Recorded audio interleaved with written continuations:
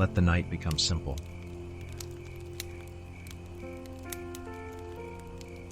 You do not have to carry every thought to the end of its path. You do not have to solve the conversations that replay in your mind. You do not have to keep watch over every possibility that tomorrow may bring. For these moments, let your thoughts loosen as a boat loosens from a crowded shore and drifts into still water.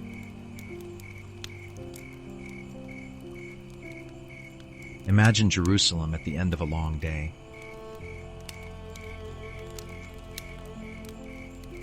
The city has been full of pilgrims.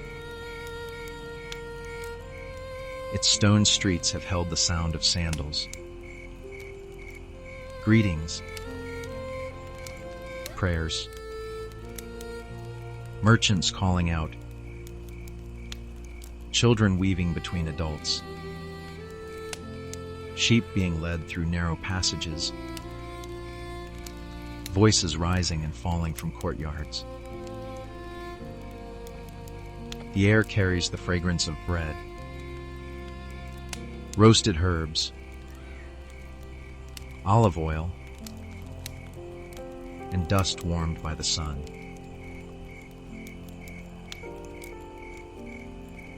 Now evening comes. The sky over the hills turns from gold to violet. Lamps appear in windows. Doorways begin to glow.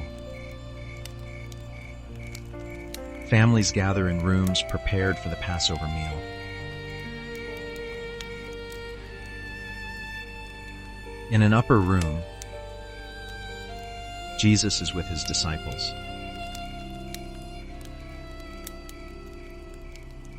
It is a familiar gathering,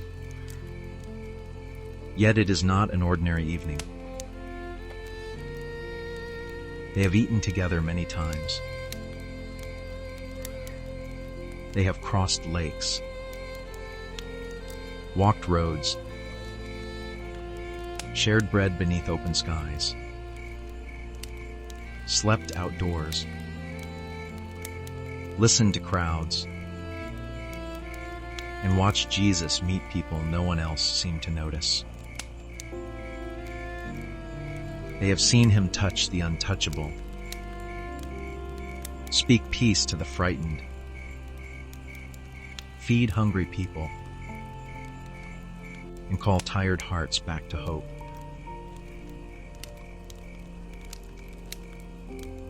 Still, this night carries a different weight.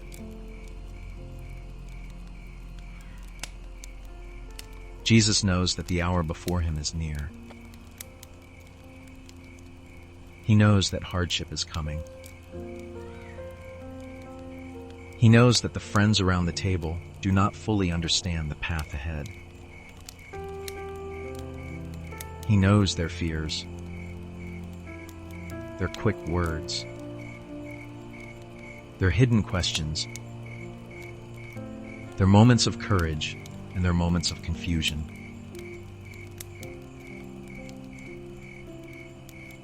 And he loves them.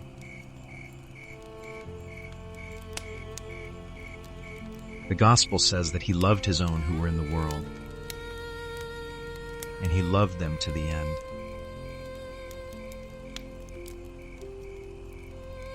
Sit with that for a moment. Jesus knows them completely, and he loves them.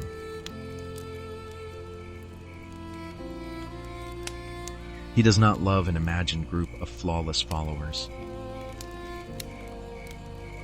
He loves Peter, who will speak boldly and later become afraid. He loves Thomas, who will need to see before he can trust. He loves James and John with their fire and ambition. He loves the quiet listener who stays close. He loves the ones who are trying, the ones who misunderstand,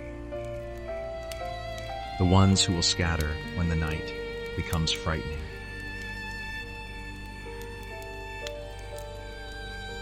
He loves them to the end.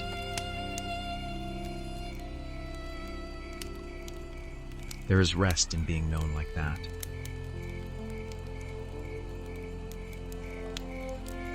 Many people fear that if others saw every worry, every contradiction, every unspoken regret, they would step away.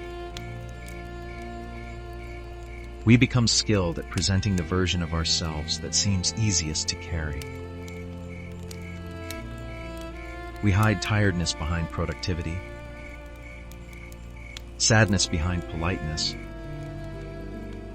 fear behind explanations. Yet Jesus gathers his friends around the table without requiring them to become less human first.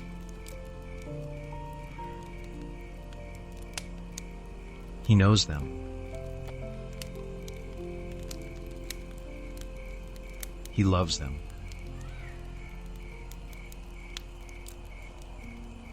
Perhaps that is something your own heart needs to hear before sleep. God's love is not based on a misunderstanding of who you are. It does not depend on you keeping every difficult thought out of sight. The one who knows the shape of your days, the things you say and the things you cannot say, does not turn away.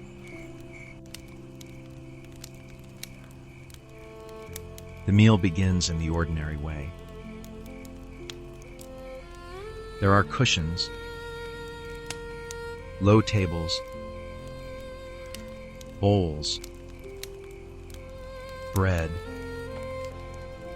cups, and the soft movement of people settling into place. A basin for washing is nearby. In that culture, feet became dusty on unpaved roads. When a guest arrived, washing was a common act of welcome. It was usually done by a servant, someone assigned the lowly task that others might prefer not to do.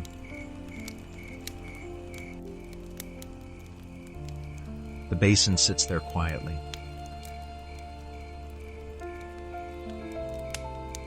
Perhaps no one wants to move toward it.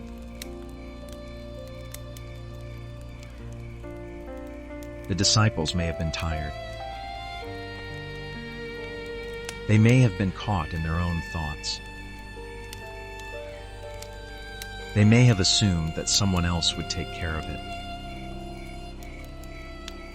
Human beings are often like this, not cruel, simply distracted, each person waiting for another to begin the humble thing.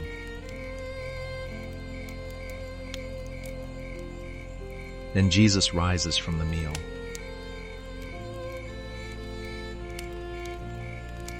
He lays aside his outer garment. He takes a towel. He pours water into the basin.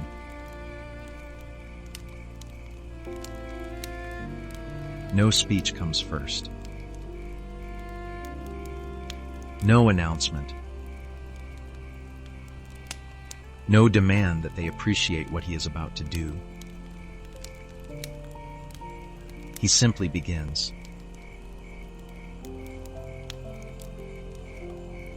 It is one of the most tender scenes in the Gospels because it overturns the way people often imagine greatness. The teacher kneels.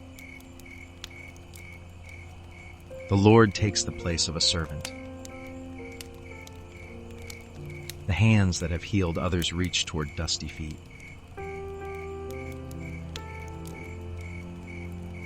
The room must have grown very quiet.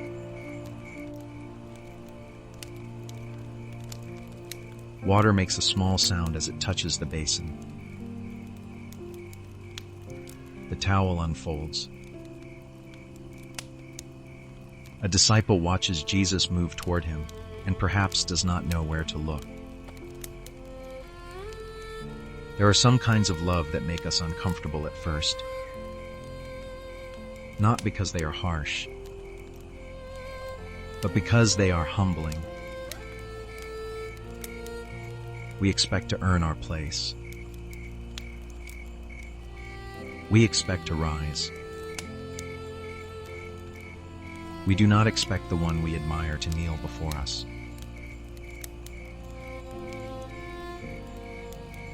Yet Jesus kneels.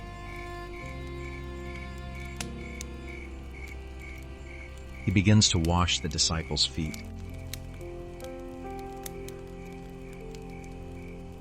One by one.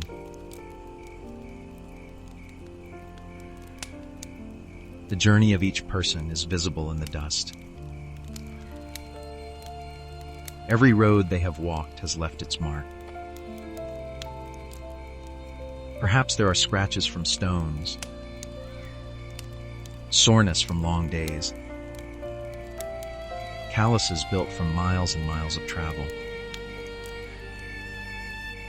Jesus does not recoil from the ordinary reality of their bodies.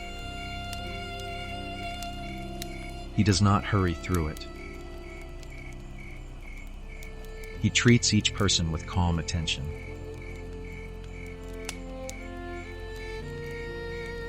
Maybe the disciples feel embarrassed. Maybe they remember their arguments about who among them is greatest. Maybe they think of times they had wanted to stand close to honor and power. And here is Jesus, showing them that love does not climb over others. Love bends down.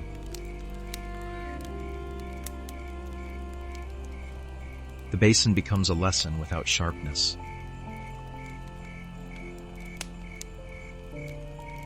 The towel becomes a sign of a different kingdom.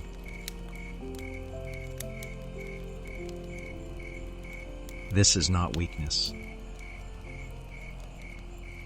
This is strength with no need to dominate. It is authority that does not make others small. It is holiness close enough to touch the dust of the road.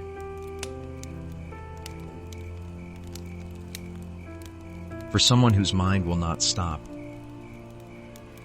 this scene offers a quiet place to rest. You do not need to become impressive in order to be near Jesus. You may come with the dust of your day still on you.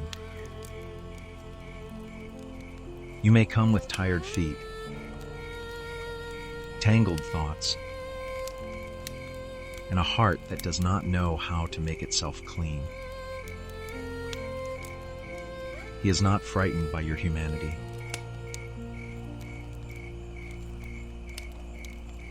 He comes close.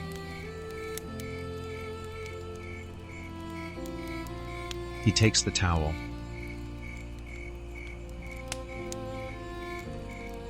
He offers care.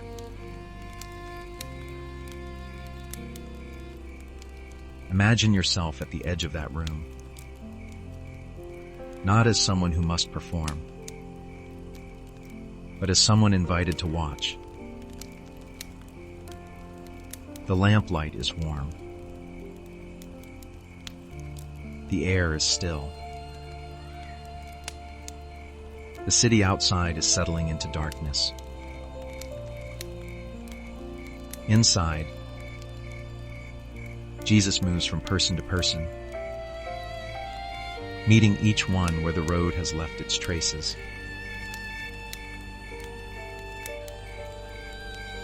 There is no rushing in his movements.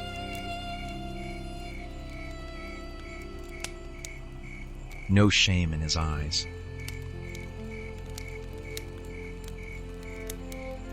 No punishment in the basin.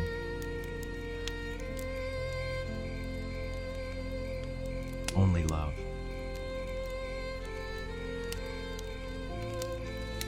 The world often teaches us that we should make ourselves worthy before we receive tenderness. Jesus tells another story with his hands. He says, without saying it, that love begins by serving. Love does not wait for the beloved to become spotless. Love comes with water and a towel.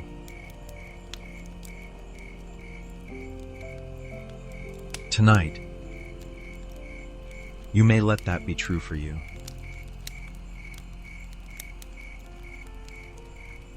You are allowed to arrive tired.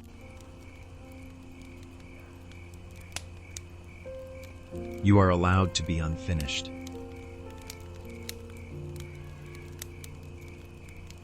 You are allowed to receive care.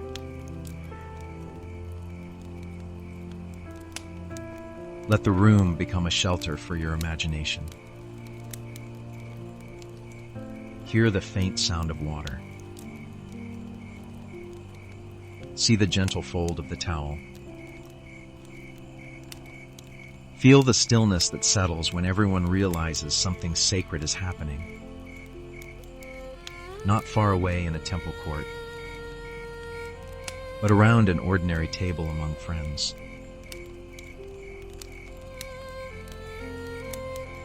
Jesus is teaching them how to love.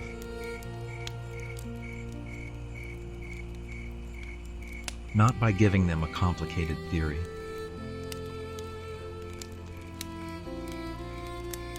By kneeling,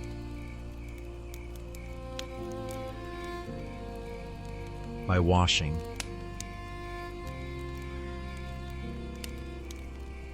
by staying near.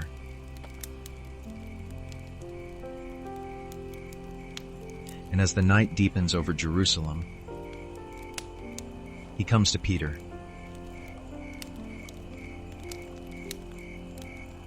Peter is not comfortable with this.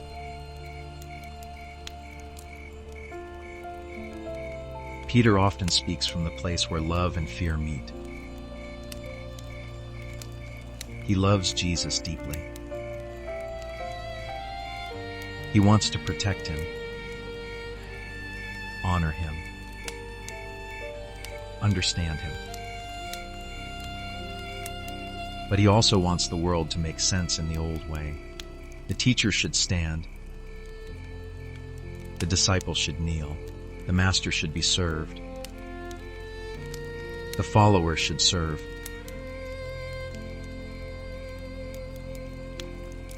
So when Jesus comes near, Peter says that he will never wash his feet.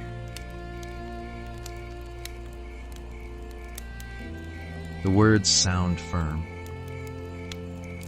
but perhaps there is tenderness beneath them. Peter cannot bear the reversal. He cannot accept that Jesus would lower himself for him. Sometimes receiving love feels harder than giving it. To accept care is to admit that we need it. To let another person see the dust on our feet is to let them see that we have walked through difficult places.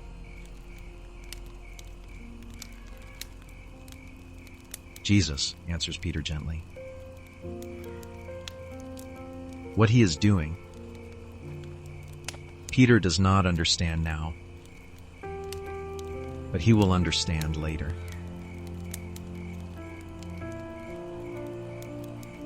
There are many moments in life that are like this. We cannot see the meaning while we are inside the moment. We only know that it feels strange, or humbling, or difficult. Understanding may come slowly, after we have lived through the night and reached a different morning.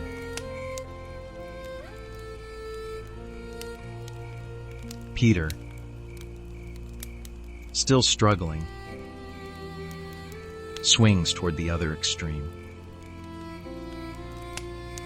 If washing is so important, then he wants more, his hands and his head as well. He does not know how to receive in small portions. He wants certainty, completeness, a sign that he is entirely safe.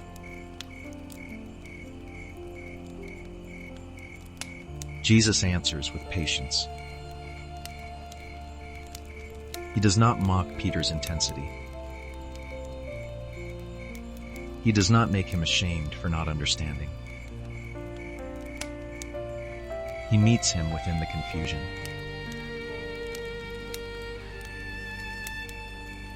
That is another quiet mercy of the room.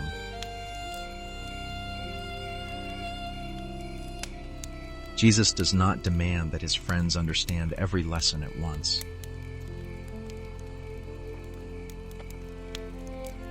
He does not say, "You should know better by now."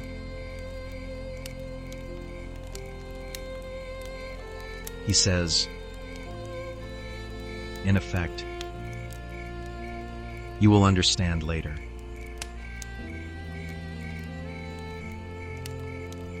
Perhaps this is a sentence you can receive tonight.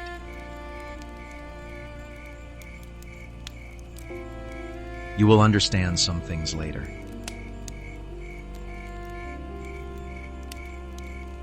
You do not have to force clarity at midnight.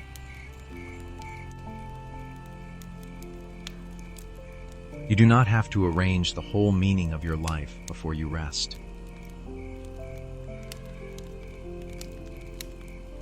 There are questions whose answers ripen slowly.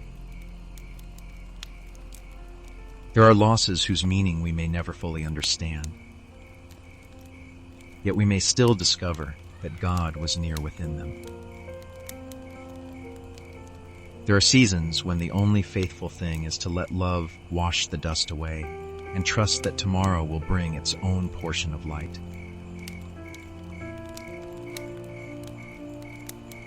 Peter allows Jesus to continue. Imagine the moment. His foot rests in Jesus' hands. Water runs over the dust of the road. The towel dries what the water has touched. A simple act becomes a doorway into a deeper truth. Love is not beneath anyone, and no one is beyond receiving it.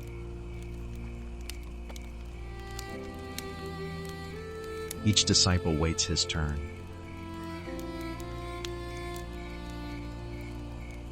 Perhaps one looks away, overwhelmed. Perhaps another remembers a long walk through Galilee. Perhaps another thinks of home. Perhaps someone feels suddenly exposed because the lowly act of washing feet makes it impossible to pretend that they are not tired. Ordinary people.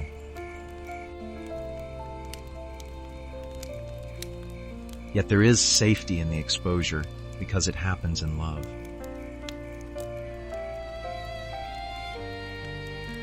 This is not the exposure of accusation. It is the exposure of care.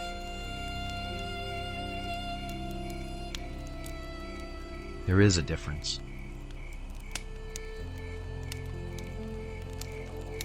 In an anxious mind,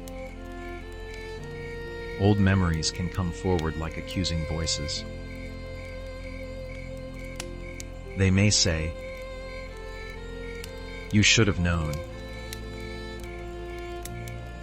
You should have done more. You should not need help." But the hands of Jesus tell a different story. He does not use knowledge of our weakness to push us down. He uses love to lift the burden of shame.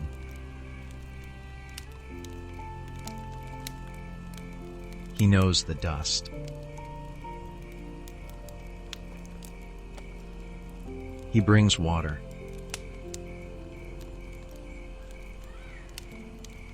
There may be some part of your day that feels dusty now. Perhaps you said something you wish you had said differently. Perhaps you carried too much responsibility. Perhaps you felt unseen. Perhaps you failed to notice someone else's need. You do not have to scrub the day clean with worry. You can bring it to Jesus as it is.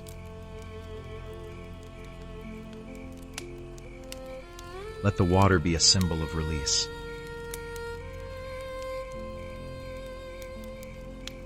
Not denial.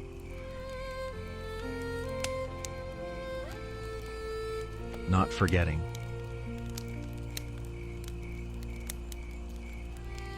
Release.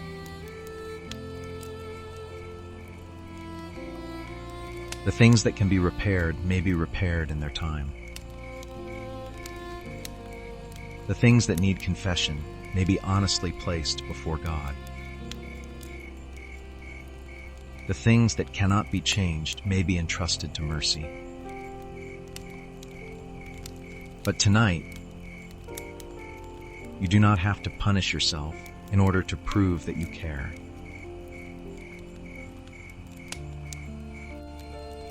The room remains warm.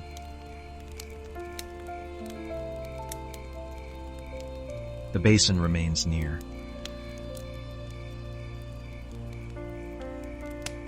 Jesus continues, one disciple after another.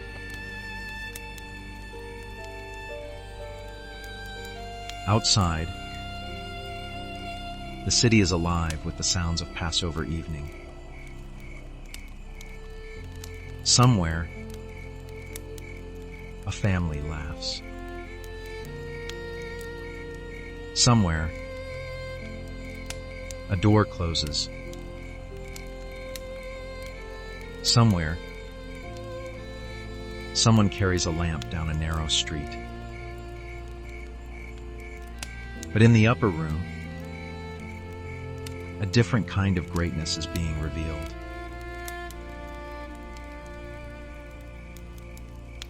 It is not the greatness of being first.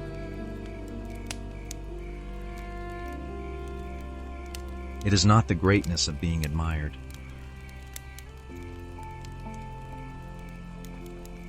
It is the greatness of love that makes itself available.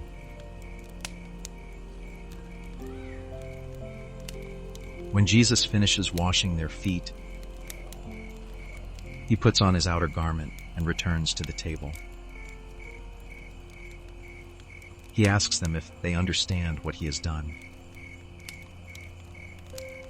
They call him Teacher and Lord, and he says that they are right to do so. Yet the one they call Lord has washed their feet.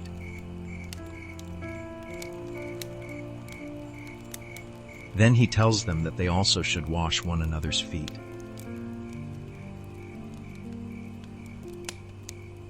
This does not mean that every act of love must look exactly the same. It means that no task of care is too low when another person needs it. It means that love does not measure dignity by who gets served. It means that a community shaped by Jesus becomes a place where people look for ways to lighten one another's burdens.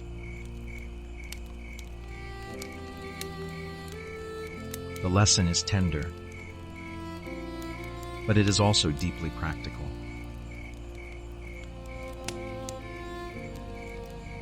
Who needs to be noticed?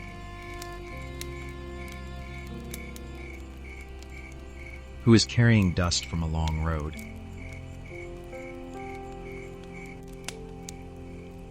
What can be washed,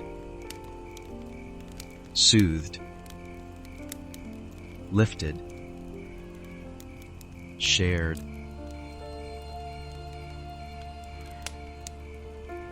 You do not need to answer all those questions tonight.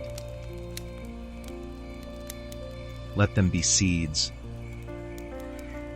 not demands.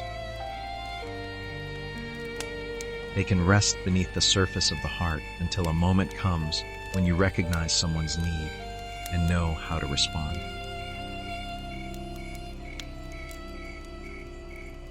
For now, receive the scene.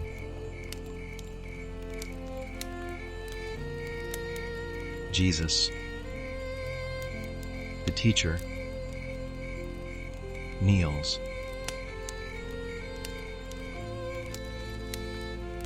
Peter, the strong one, allows himself to be cared for.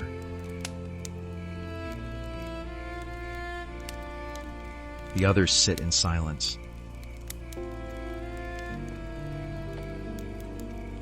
Water falls into the basin.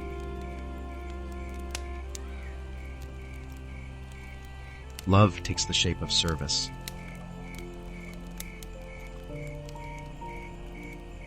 And the night,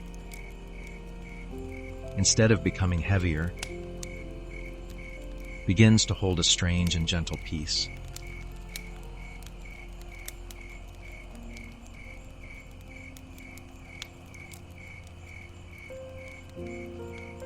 After the basin has been set aside,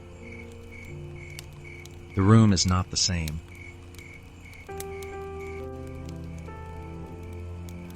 Nothing outside has changed. Jerusalem is still restless beyond the walls. The disciples still carry their questions. The road ahead is still hidden from them.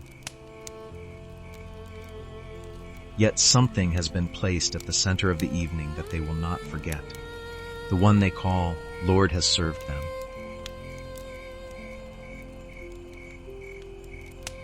It is easy to imagine how the sight stays with them. Years later, perhaps,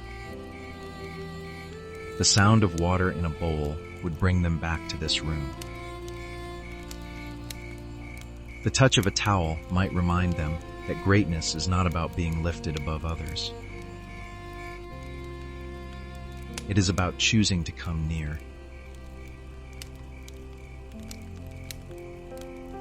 Jesus does not teach them love as a concept floating above daily life. He gives them an image their bodies can remember. A basin.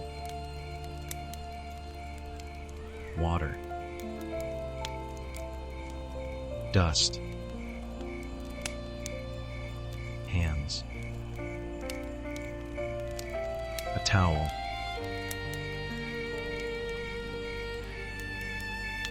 Love is willing to enter the ordinary.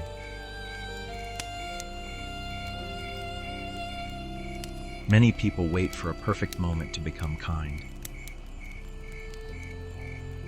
They imagine that love will arrive when they feel more certain, more rested, more appreciated, or more prepared. But the upper room shows another way. Love begins in the life already in front of us. It begins when a meal is being prepared, when feet are sore, when people are not fully getting along, when the future is unclear.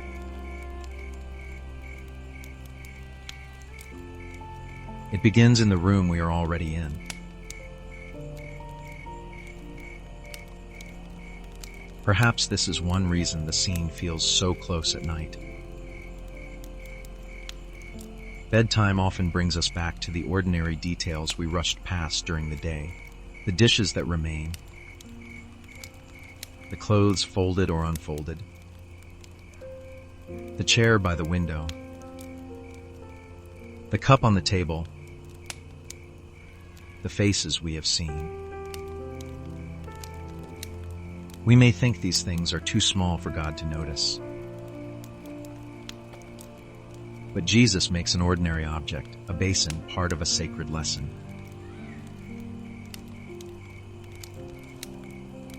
Nothing offered in love is too small to matter.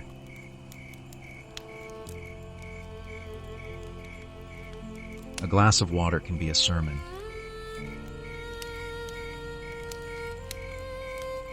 A blanket placed over someone's shoulders can be a prayer.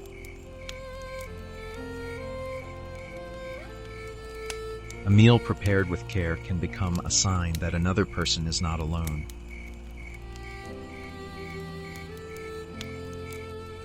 A truthful apology can begin the work of healing.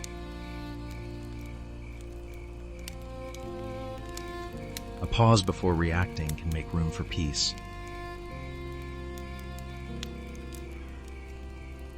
The disciples are not yet ready to see all that will unfold.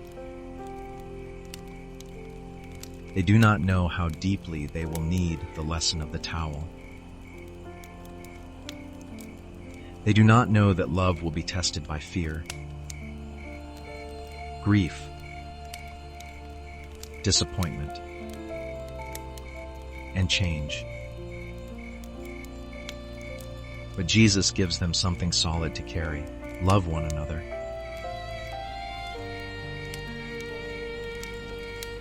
Later in the evening, he calls them little children. There is affection in the phrase, a tenderness that recognizes their vulnerability. He tells them that the time is short and that they will look for him. Their hearts must have tightened at these words. They have built their days around following him. What will happen if he goes where they cannot follow?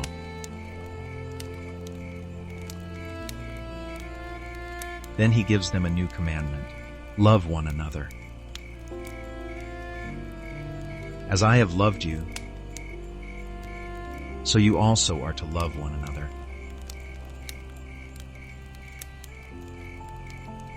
By this, he says, people will know that you are his disciples, by your love.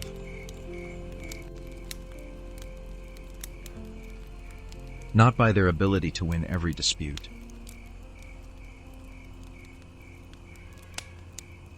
Not by their status.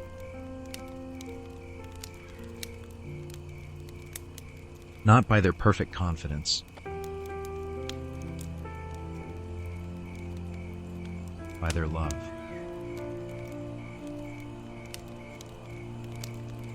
This does not make truth unimportant. Jesus never asks people to pretend that falsehood is harmless. But he teaches that the clearest sign of belonging to him is not a cold correctness. It is a love shaped by his own life.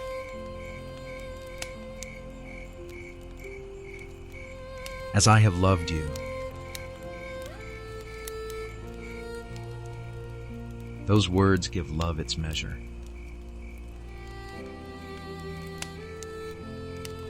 Jesus has loved them with attention.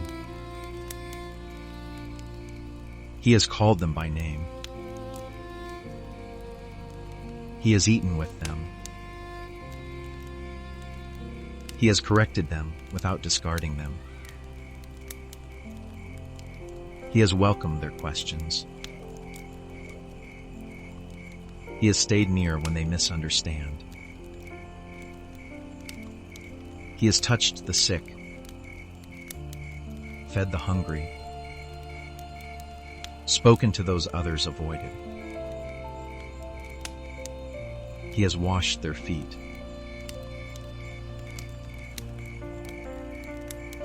His love is neither vague nor distant. It has a face, a voice, hands, time, patience.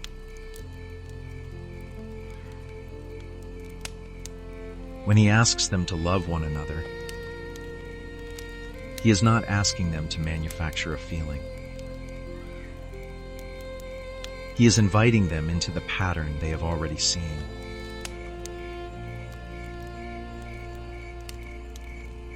Love the person who is slow to understand.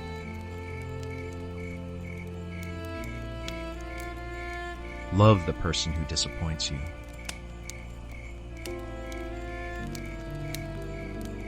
Love the person whose strengths are different from yours.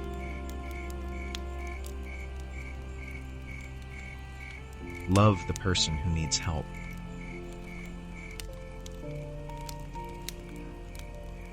Love the person who is afraid.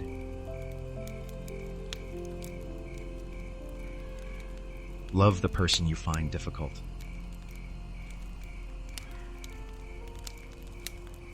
Love one another as I have loved you.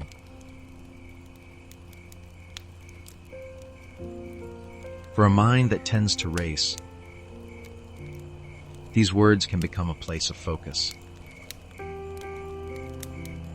Not every relationship can be solved tonight. Not every hurt can be healed before morning. But love can be remembered as the direction. You can let it become a compass, even when you cannot yet see the whole landscape.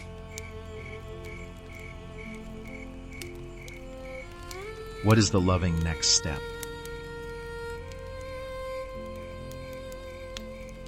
Sometimes the answer is to speak.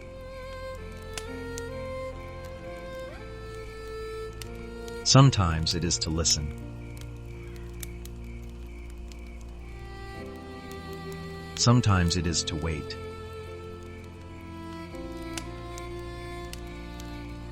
Sometimes it is to ask forgiveness.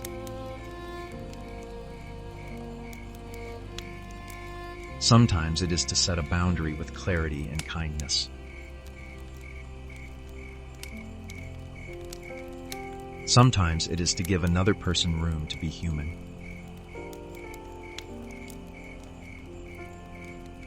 Sometimes it is to admit that you, too, need room.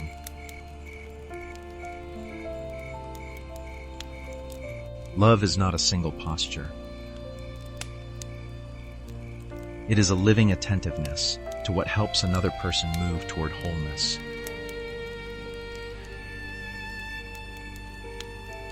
Jesus says that love will make his followers recognizable. This is beautiful because it means love is not hidden only in private feelings. It becomes visible in the way people treat one another. A community shaped by love becomes a kind of shelter. It is not perfect. People still misunderstand, become tired, and need to begin again. But it has a different center. It learns not to leave wounded outside.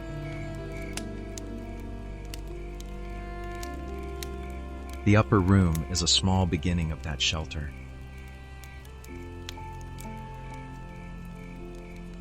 The disciples do not yet look like a polished community. They carry competing hopes and private fears. They are about to face a night that will scatter them. Yet Jesus does not wait until they have become steady to entrust them with love.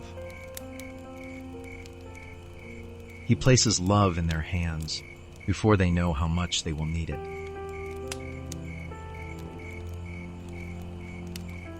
This is grace.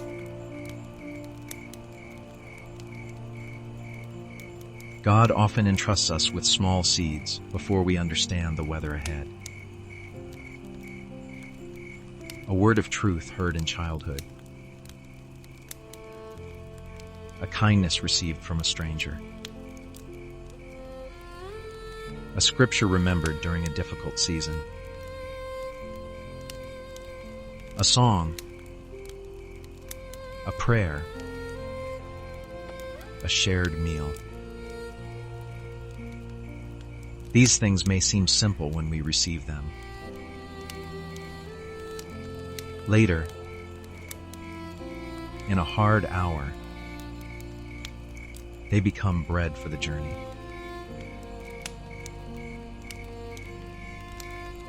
Maybe there is a word of love you have received that you still carry. Someone once told you that you mattered. Someone waited for you. Someone forgave you. Someone believed in you when you could not believe in yourself. Perhaps the memory is far away,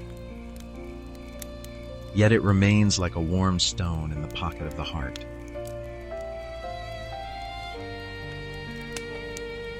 Give thanks for it tonight.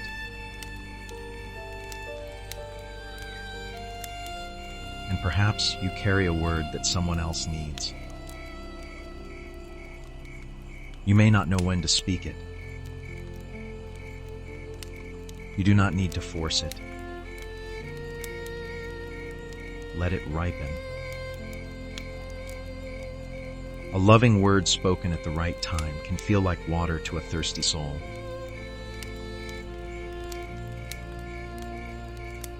The room grows quieter as Jesus speaks.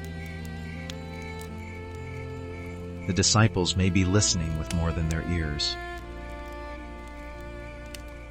His words have the weight of farewell, but they are not empty words. They are full of life.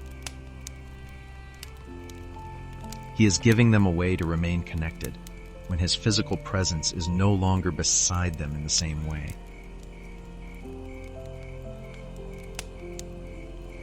Love one another.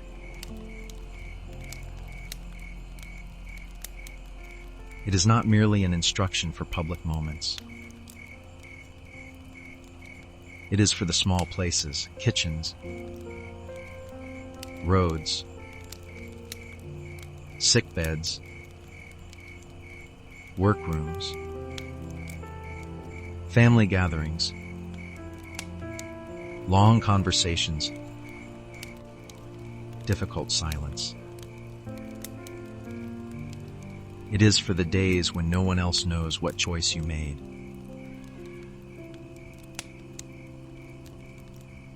To love is to say, with your life is not beneath my notice.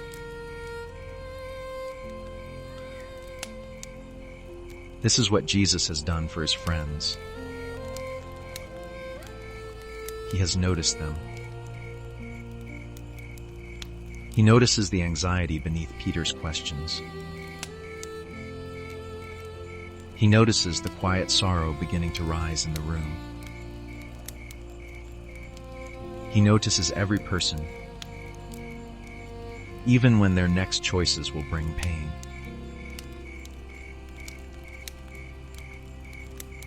There is a mystery here. Jesus knows that the night will include betrayal. He knows that one of the disciples will leave the room to set difficult events in motion. He knows the sorrow and confusion that will follow. Yet even in the presence of betrayal, he does not let hatred take command of the evening.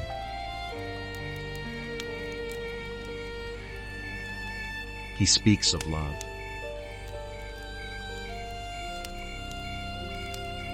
This does not mean betrayal is unimportant. It is deeply painful. The gospel does not make light of it. But Jesus does not give betrayal the final authority. Love is still the commandment he gives. Love is still the pattern he sets. Love remains the thing that will identify his people.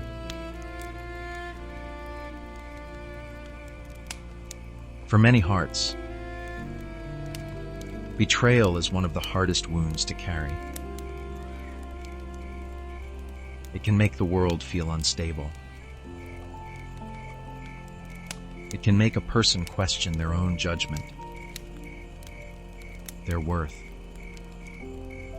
their capacity to trust. If you know something of that pain, do not hear this scene as a command to ignore it. Jesus himself knows what it is to be hurt by someone near. He does not respond by saying the wound is nothing. He responds by remaining true to love.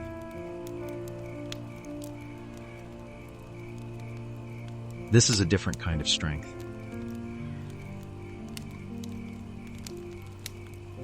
It does not pretend the hurt did not happen.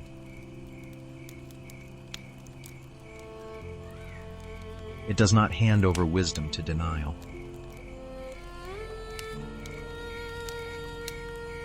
It does not call darkness light.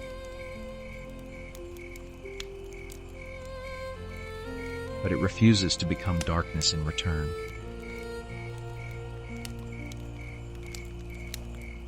Perhaps you cannot yet imagine what that would look like in your own story.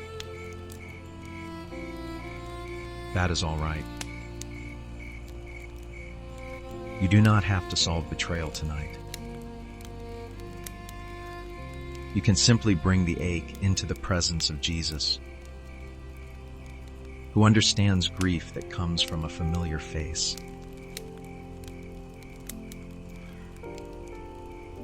The upper room remains a place where love is spoken before fear has finished its work.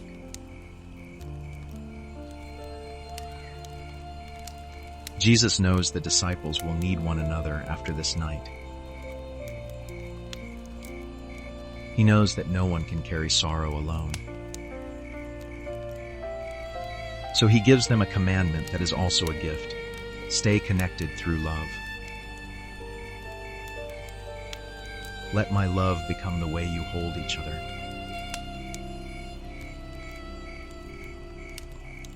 When your mind begins to move too quickly, return to that thought.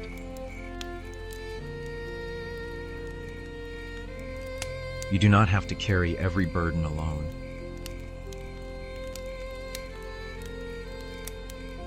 Love makes room for shared weight.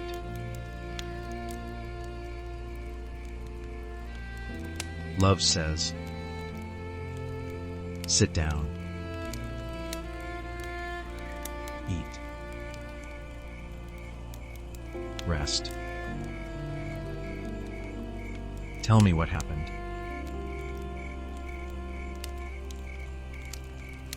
Love says, I will listen.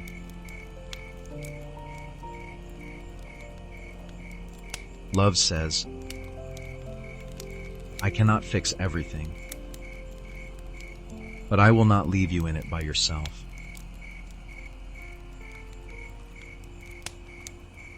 Love says, we can begin again.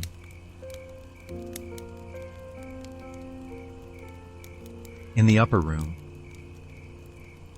these words are not sentimental.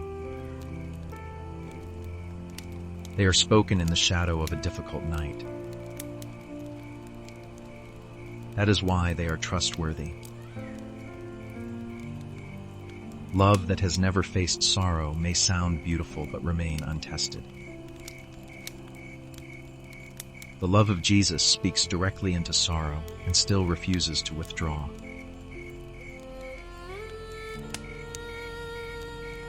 You may receive that love now, not as a lesson you must master, but as a presence near you.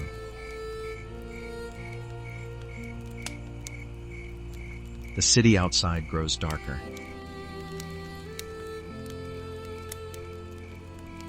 The lamps in the room burn low and steady.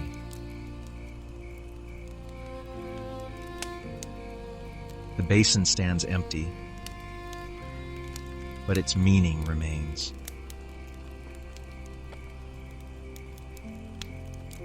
and Jesus' voice rests over the table like a blessing. Love one another.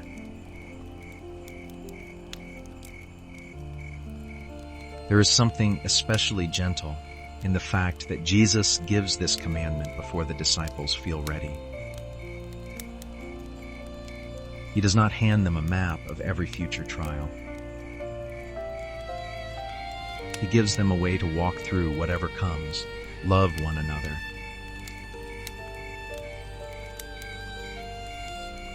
When the path is uncertain, love can be a faithful next step.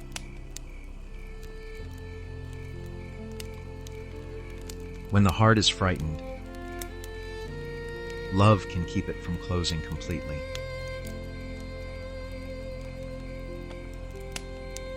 When people disagree, love can make listening possible.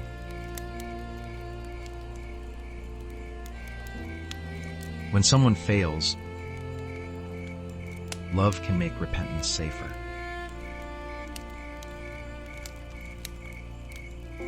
When grief enters the room, love can stay long enough for tears to be seen.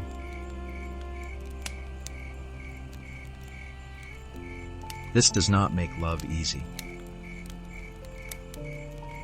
The disciples will discover that it asks more of them than warm intentions. They will have to learn patience with one another. They will have to learn courage, forgiveness, humility, and service. They will have to learn that being loved by Jesus changes the way they measure strength.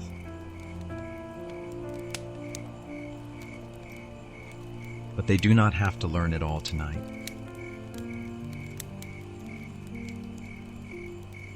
Neither do you.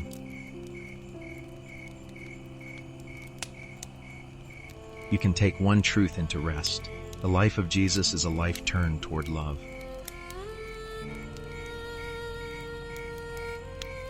He does not look at the anxious and say, "You are too much."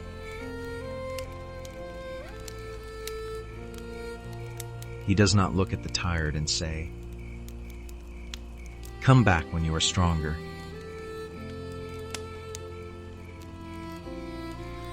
He does not look at the struggling and say,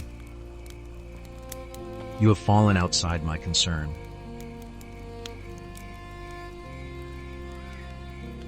He comes close. He serves. He speaks peace. He gives a commandment that is also an embrace.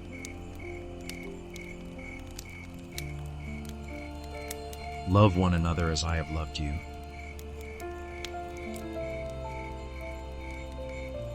You may let the words repeat softly,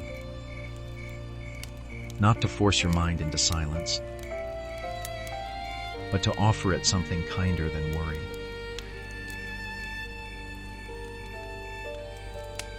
As I have loved you.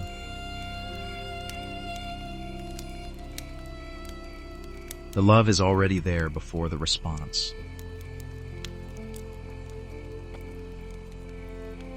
As I have loved you.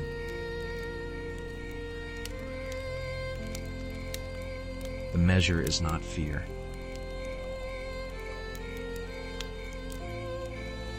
As I have loved you.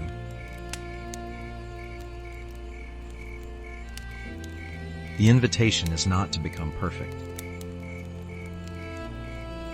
It is to remain connected to the source of love.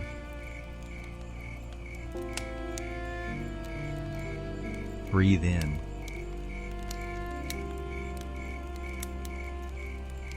You are loved.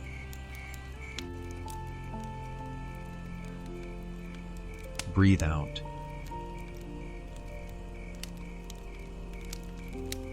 You may rest.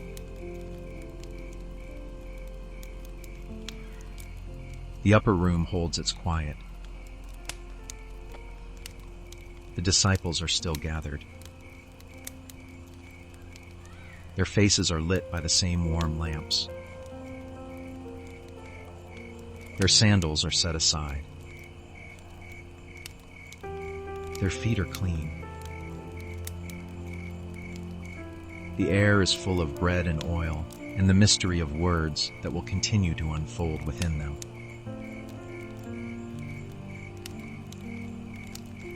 For now, they sit with Jesus.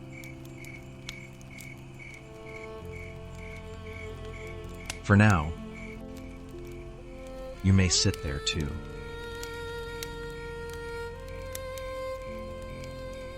No task is required of you.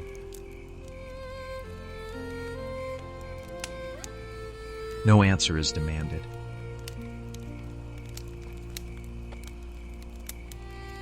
Only this: receive the love that has come near.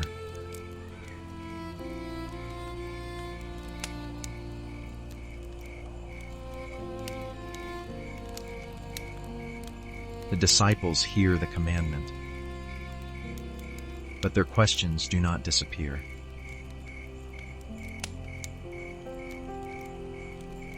Peter asks where Jesus is going. It is the question of someone who cannot imagine the road without the person he trusts most.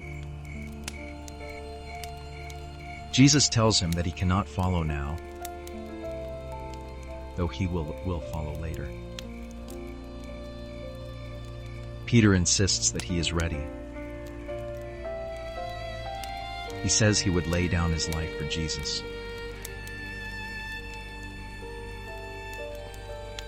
There is courage in Peter's words, and there is also innocence. He cannot yet see the fear that will rise in him. He cannot yet know how quickly confidence can tremble when danger feels close. Jesus knows. He does not need Peter's promises in order to understand Peter's heart.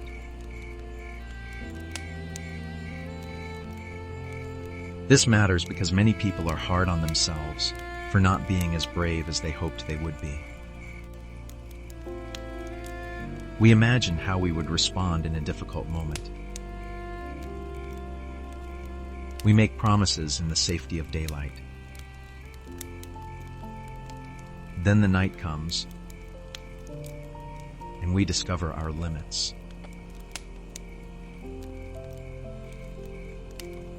Jesus sees Peter's limit before Peter does. Yet he does not stop loving him.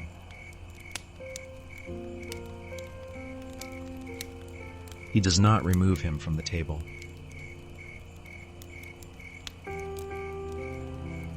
He does not tell the others to turn away from him.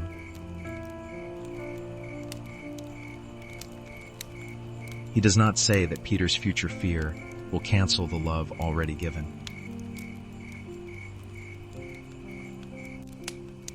This is one of the most healing truths in the room. Jesus knows the disciples' weakness and still speaks love over them.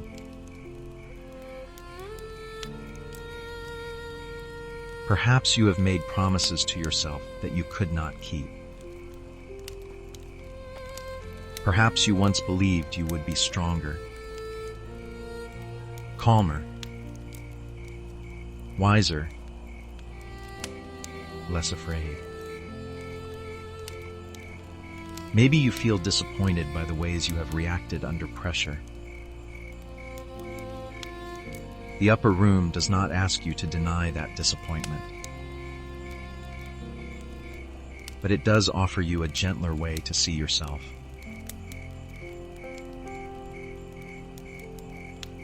You are more than your worst frightened moment.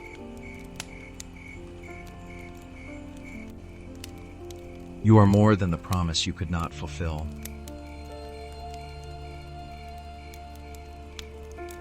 You are more than the version of yourself that appeared when fear took the lead.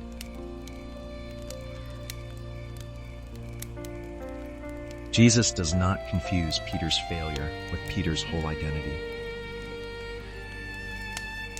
Later, after grief and resurrection in time, Peter will be invited again into love and service. The story will not end where fear speaks loudest.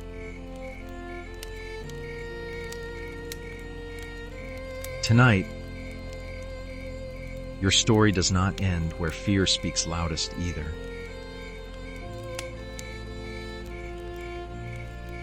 There may be a part of you that keeps replaying a moment you wish you could change. Let it come into the room with Jesus. Do not hide it in a corner where it grows sharper. Let it sit near the basin, near the bread, near the towel. The one who knows does not turn away.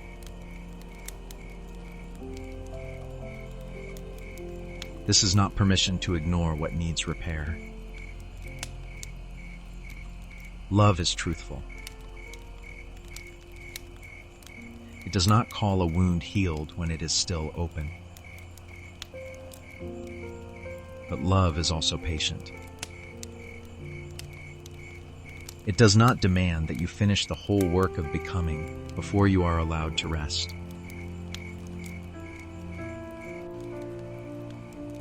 The disciples have much to learn. They will fail, grieve, doubt, return, receive courage, and carry the good news into a world that often does not welcome it. But before all that, there is this evening. Before their scattered future, there is this table. Before their fear reveals itself, Jesus loves them.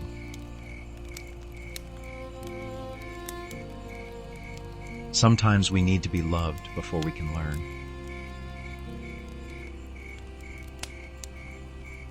Sometimes we need to be held before we can see clearly.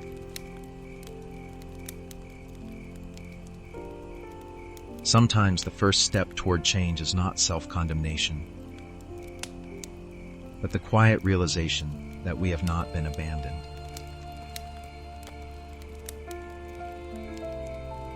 The room becomes even more tender when we remember that Jesus knows the weight he is about to carry. He knows that the night ahead will not be easy.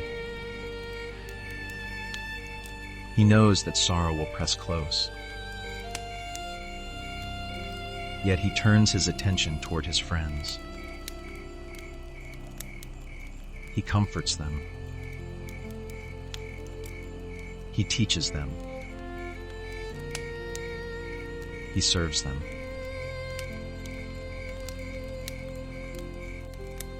This is not because his own pain is unimportant. It is because love has a way of making space even when the heart is burdened.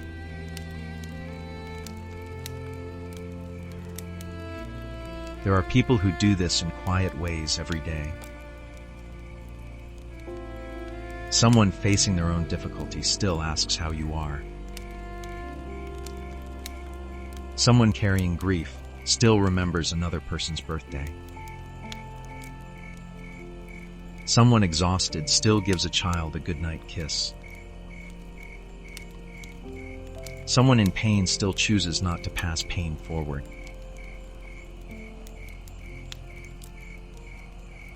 This kind of love is not flashy.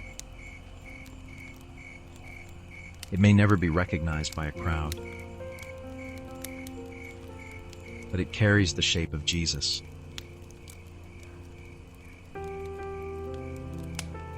It is not a demand that you must always give when you are empty. Jesus himself withdraws to pray. He rests. He receives hospitality. He allows others to serve him. Love is not self-erasure. It is a life rooted deeply enough in God that we can remain open without becoming lost.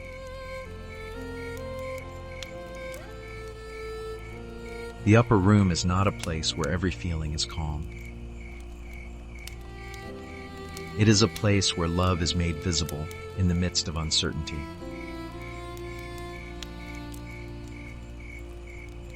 Maybe you know what that is like. You may be lying awake because something in your life is unresolved. A relationship may feel fragile. A decision may be approaching. A person you love may be suffering. You may not know the next right step. Uncertainty has a way of turning every thought into a question.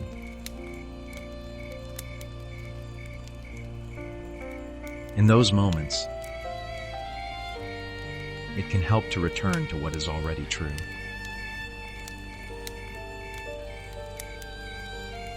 Jesus loves.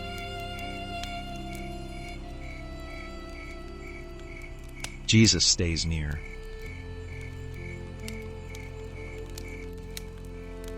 Jesus serves.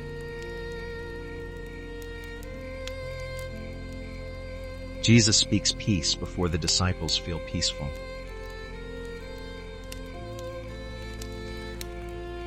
This does not answer every question, but it gives the heart a place to stand.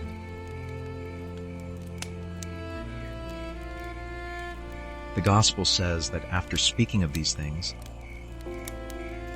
Jesus tells his disciples not to let their hearts be troubled. He knows that trouble is near. He is not dismissing it. He is inviting them to place their trust somewhere deeper than the trouble.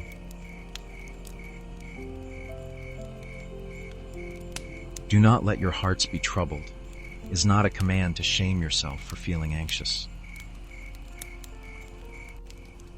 It is an invitation to loosen the grip anxiety has on the heart. It is permission to hand over what you cannot control.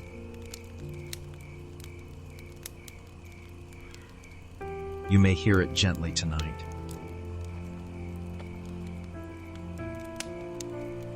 Do not let your heart be troubled beyond what it can bear.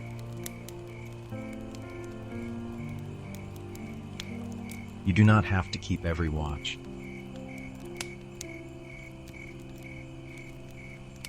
You do not have to be awake enough for everyone.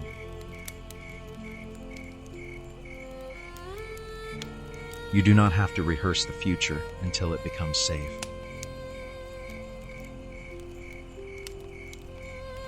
There is a home for your trust.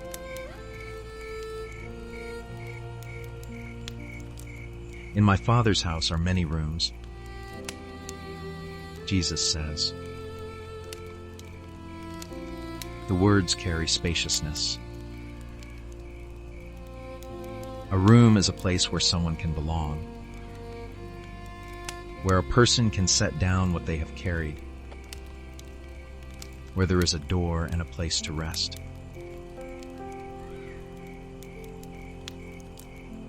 For the disciple who fears being left behind, the promise of a room is a promise of belonging.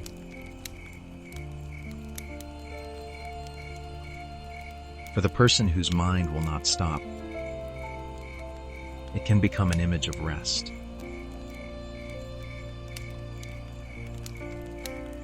Imagine a room prepared for you in the house of God. It is not crowded. It is not a place where you must compete for attention. There is enough space. There is light that does not glare. There is a quiet that does not accuse. You are not there on probation. You are welcomed.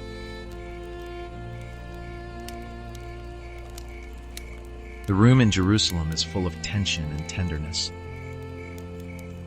But Jesus' words open a larger room around it, a room in the heart of God where fear does not have the final claim.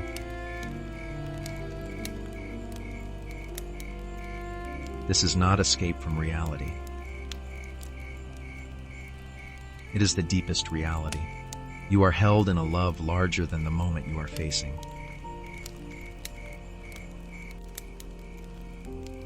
The disciples may not fully understand. Thomas will ask how they can know the way. Jesus will speak of himself as the way, the truth, and the life, not a map drawn from a distance, but a living presence who leads them toward the Father.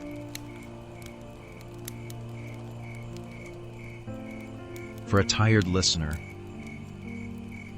this can be received simply. You do not need every direction tonight. You need the next place to put your trust.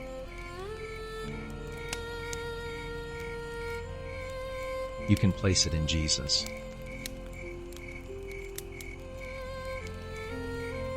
You can rest your thoughts in the one who knows the way, even when the path is hidden from you.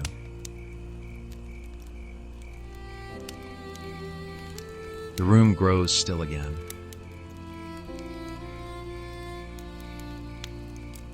Bread remains on the table.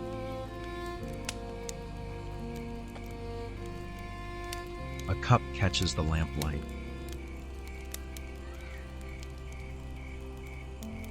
The towel is folded nearby.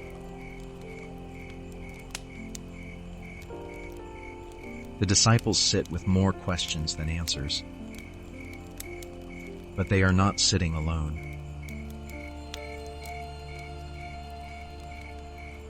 There is something beautiful in that.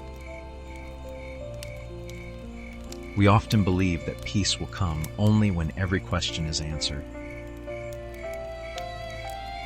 Yet sometimes peace begins when we realize that we are accompanied within the question.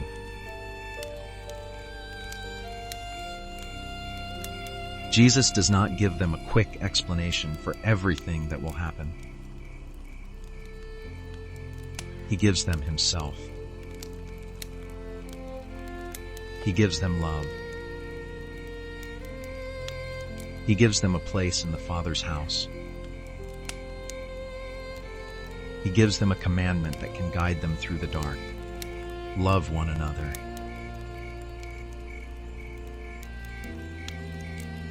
Maybe that is enough for this night.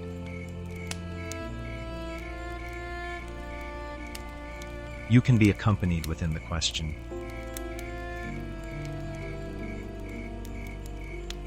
You can be loved before you understand.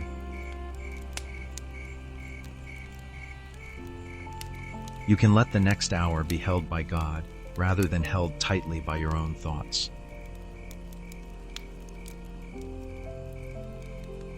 Imagine again the hands of Jesus around Peter's foot, the water washing away the dust. That image is not only for Peter. It speaks to every person who finds it hard to accept care.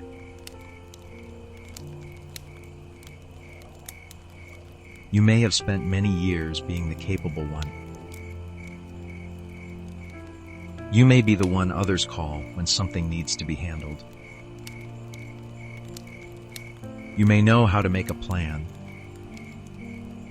meet a deadline, support a friend, hold a family together. These are good gifts. But even the capable need a basin. Even the strong need a place where they do not have to be strong.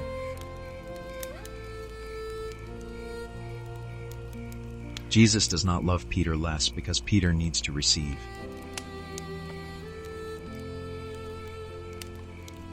He loves him enough to kneel.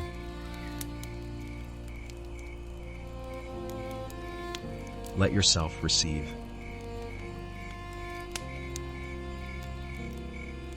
Let the day's dust be washed in prayer.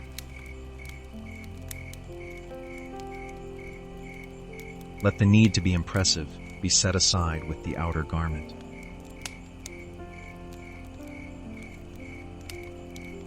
Let the towel remind you that you are not a burden to love.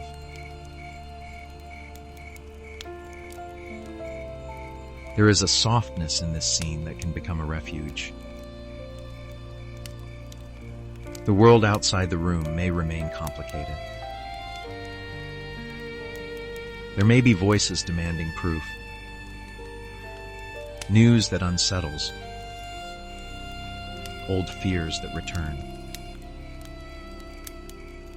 But inside the room, Jesus is teaching the disciples another rhythm.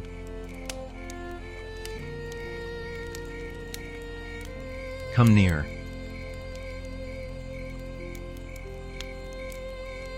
Serve.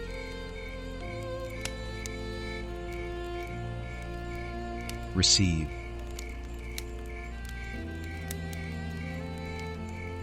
Love.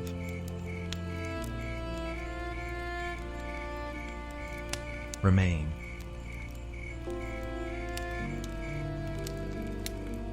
These words are not a formula. They are a way of being with God and with one another.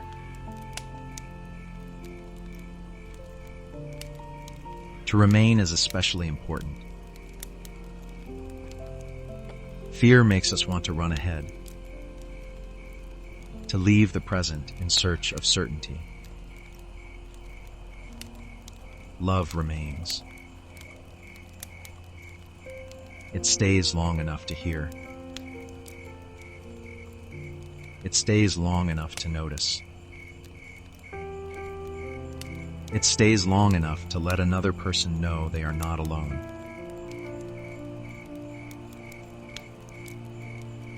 Jesus remains with his friends in the room, though he knows the night is moving towards sorrow.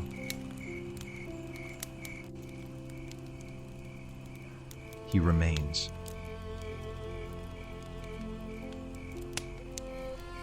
And you may remain here a little longer, in the warmth of the lamps, in the quiet after the washing, in the presence of love that knows your questions and does not turn away from them.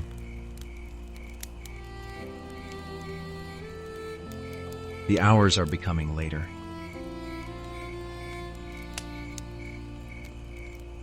The city is quieter now.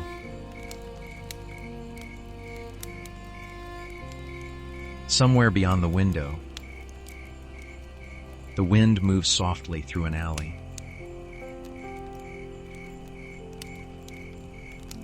In the upper room, Jesus is still speaking.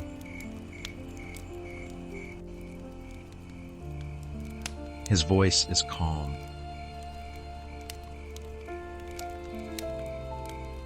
His love is steady.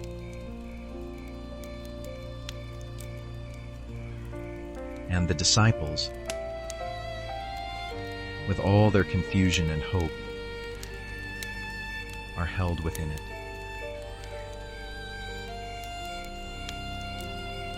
There is no shame in needing the words more than once. The disciples will need them again.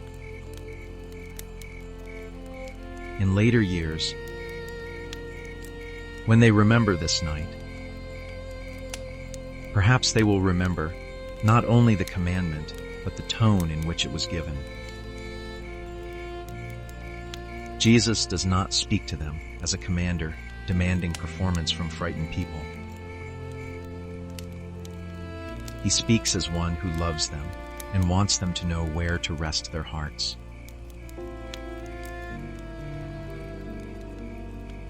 You do not have to be fearless to be loved.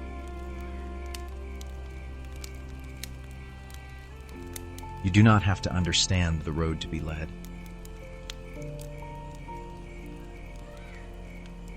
You do not have to make the night shorter by worrying through it. The one who calls you to love is also the one who loves you first.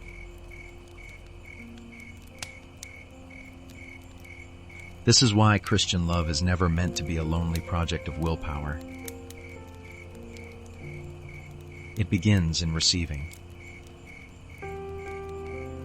A person who has been met by mercy can learn to offer mercy. A person who has been forgiven can begin to forgive. A person who has been welcomed can make room for another.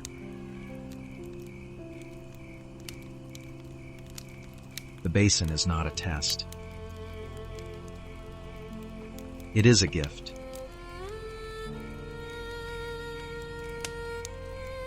The bread is not a reward. It is shared.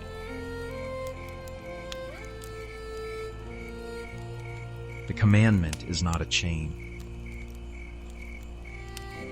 It is a path toward freedom from the narrow self that is always afraid to lose.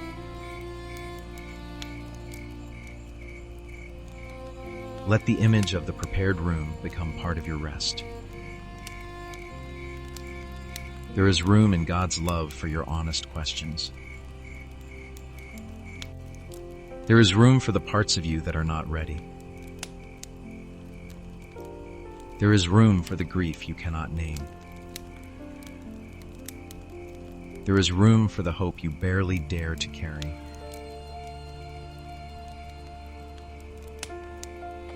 You belong at the table of grace.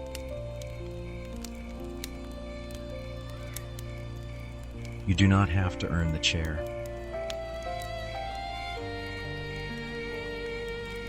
You do not have to arrive without dust.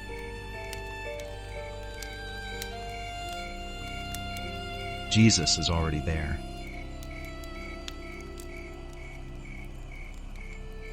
He has seen the road.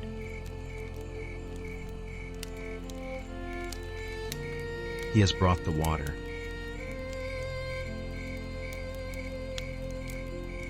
He has spoken love.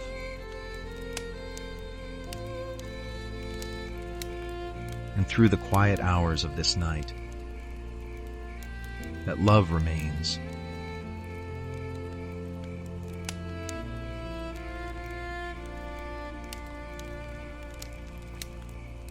At some point,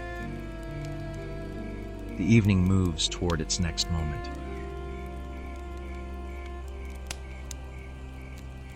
Perhaps the disciples rise from the table.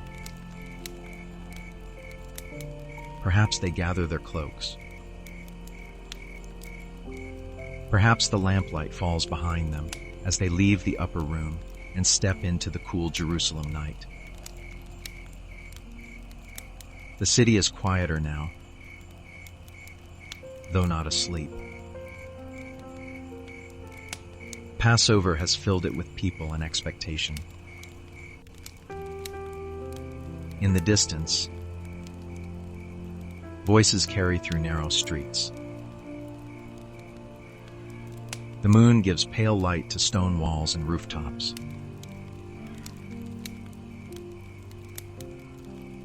Jesus walks with his friends.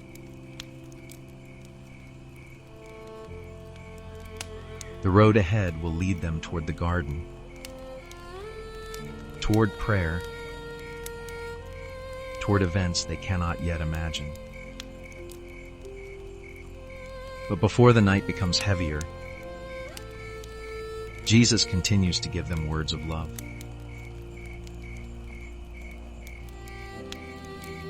He speaks of a vine and branches.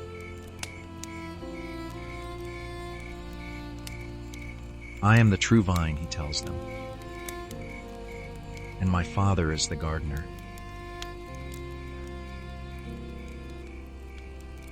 The image would have been familiar. Vines grew in the land. People knew how branches depended on the vine for life. A branch does not create its own sap. It does not force fruit by straining. It remains connected. Life flows through the connection.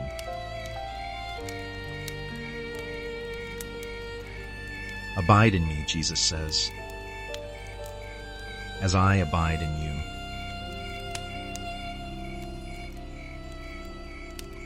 Abide.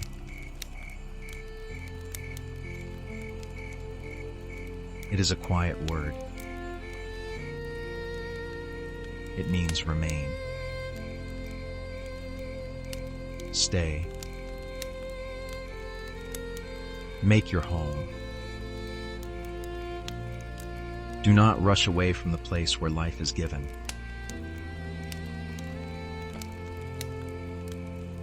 For a mind that will not stop, this word can be like a door opening.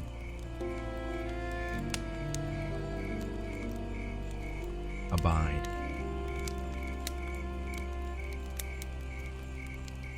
You do not have to run ahead into every possible future.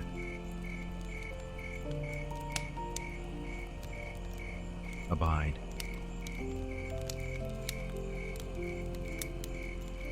You do not have to go back and relive every past mistake.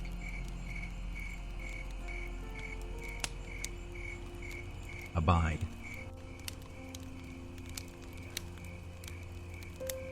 You can remain in this breath, in this night, in the love of God that is already near.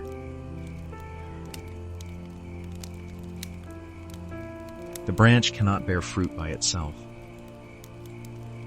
Jesus explains, it must remain in the vine. This is not meant to make us anxious about whether we are doing enough. It is an invitation to release the burden of trying to create life from our own exhausted strength.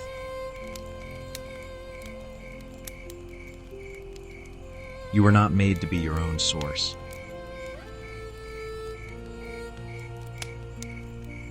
You were not made to carry every burden without connection.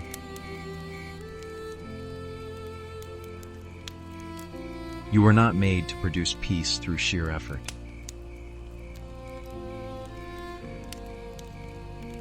Remain in love.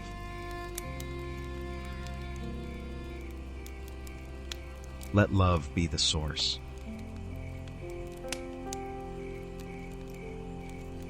The disciples may not fully understand the image, but perhaps they can feel its gentleness. After the intensity of the room, after the commandment and the questions, Jesus is telling them that they are not being sent out alone to manufacture goodness. Their ability to love will grow from remaining in Him.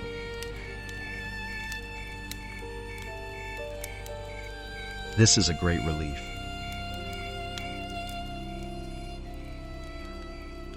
Sometimes people hear the command to love and imagine that they must force themselves to feel warm toward everyone at every moment. But Jesus speaks first of abiding.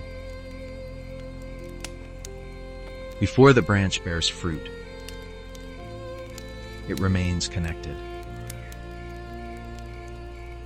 Before love reaches outward,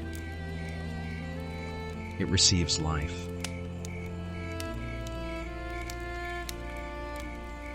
You may rest in that order.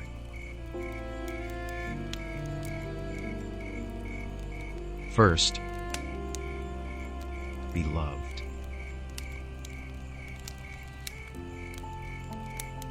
Then let love move through you.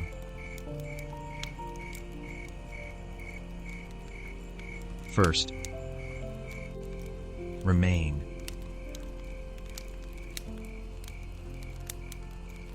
Then let the fruit come in its season.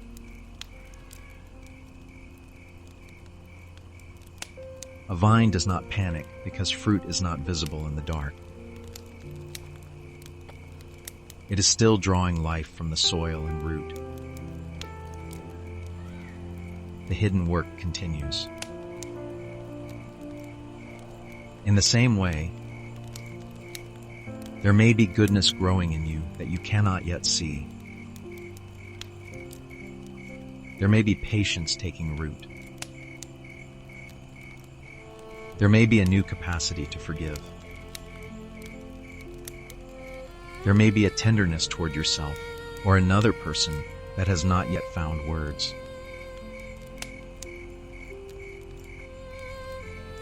You do not have to pull it into being tonight.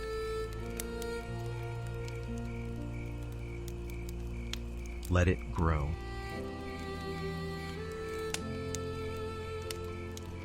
Jesus says that if his words remain in his followers, they will bear much fruit. The fruit is not a performance. It is the natural expression of a life connected to love.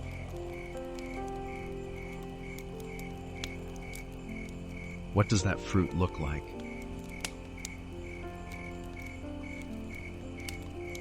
It may look like patience where impatience once ruled.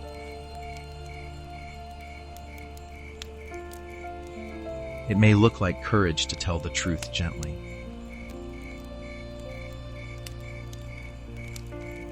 It may look like generosity without needing to be praised.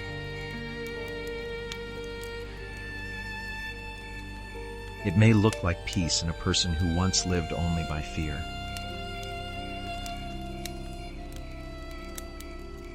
It may look like faithfulness in ordinary responsibilities.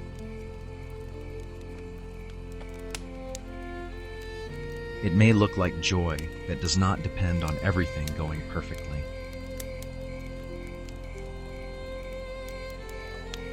It may look like love.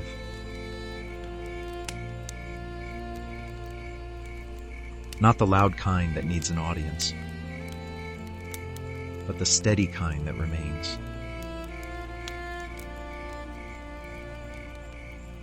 The vine and the branches are a nighttime image. Picture a vineyard under moonlight. The rows are quiet. Leaves move slightly in the breeze. The grapes are dark shapes among the branches. Beneath the ground, roots hold fast in soil no one can see. The life of the vine continues in silence.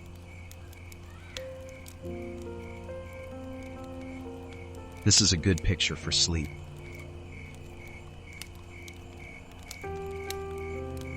Your own life has hidden roots. There are things God is doing beneath the surface, in places you cannot measure. The fact that you cannot see them does not mean nothing is happening. The branch does not need to watch the roots all night. It can remain where it is.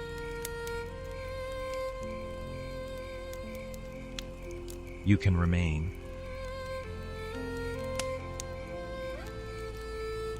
Jesus goes on to say that as the Father has loved him, so he has loved his disciples.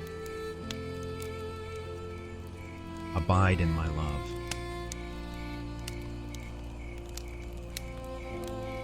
The words are almost too tender to rush past.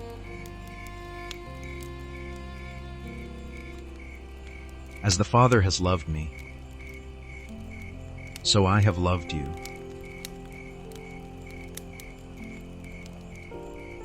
The love Jesus gives is not thin or temporary. It comes from the very life of God. It is not based on the disciples' ability to understand everything. It is not held back until they become brave enough. It is given before their fear, within their confusion, through their coming sorrow.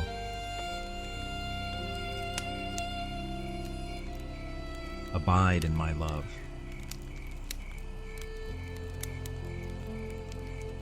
Perhaps you can imagine those words spoken directly to your restless heart.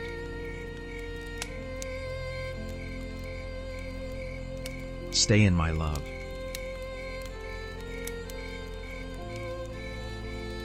Do not go wandering into the wilderness of every frightening thought.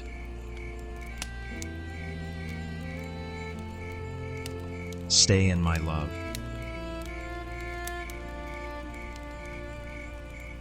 Do not believe that you are forgotten because the night feels long.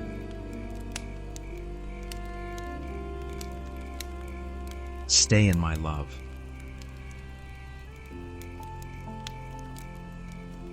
Do not mistake your exhaustion for separation.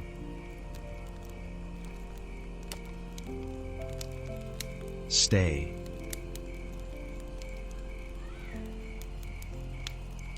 Love does not ask you to pretend that life is easy. It offers a place to stand when life is difficult. To abide is not to escape the world. It is to remain connected to the source of life while walking through the world.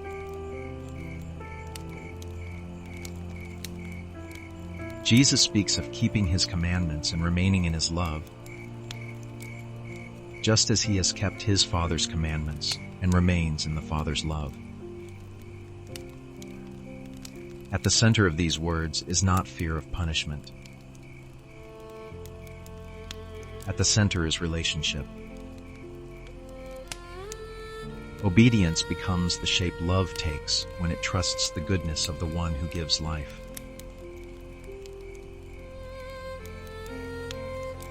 A child who feels safe in loving arms learns the sound of a parent's voice. A branch that remains connected receives nourishment. A disciple who remains in Jesus learns, slowly, how to let love guide action.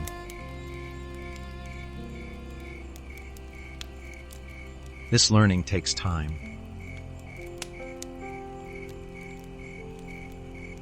The disciples will not leave the garden that night as perfected people. They will carry fear with them. They will stumble. Yet the words will remain like seeds in the ground. Later, when they need courage, the memory of Jesus' love will speak again.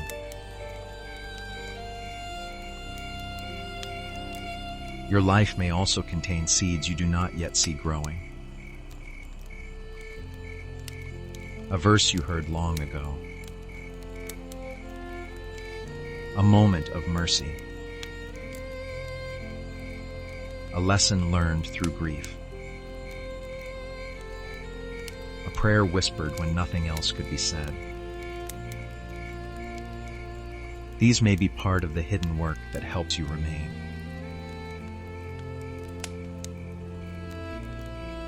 You do not have to analyze every root.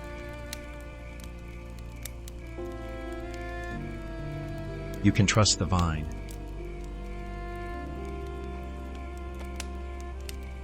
Jesus says that he has told them these things so that his joy may be in them and their joy may be complete.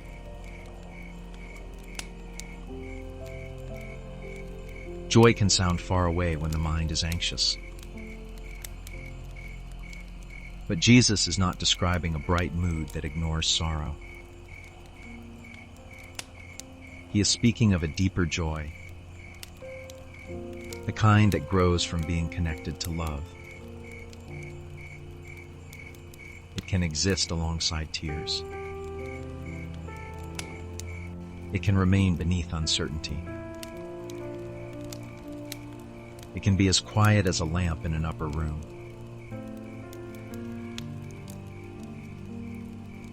Joy is not a demand to smile.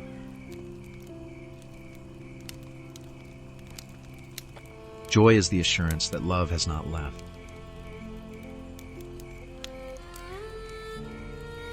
Perhaps tonight your joy is small. That is all right.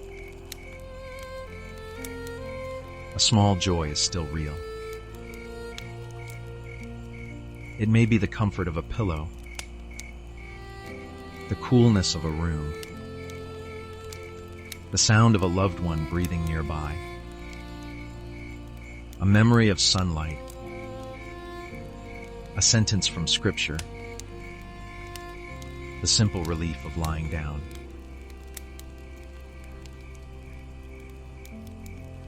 Let yourself receive it without guilt.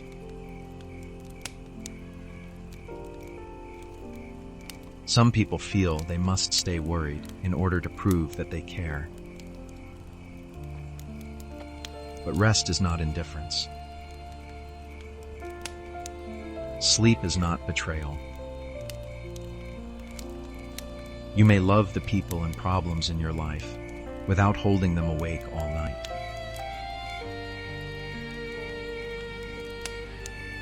The vine does not bear fruit by remaining tense.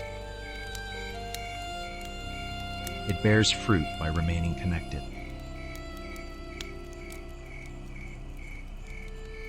Let your body learn that too.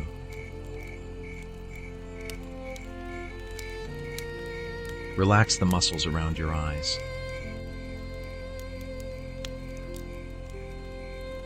Let the jaw soften.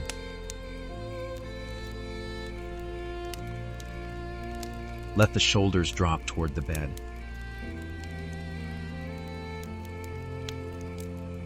Let the hands unclench.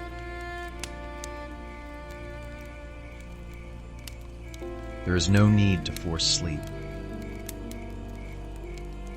You are only making room for it.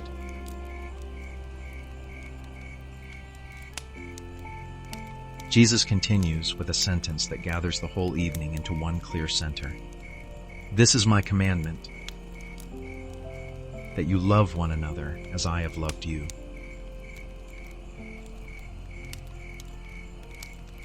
The commandment returns because love is the path that holds everything together.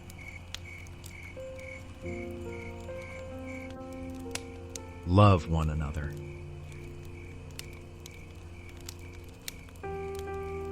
Not from emptiness, but from the love you have received.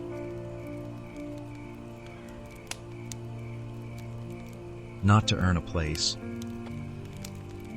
but because you already belong.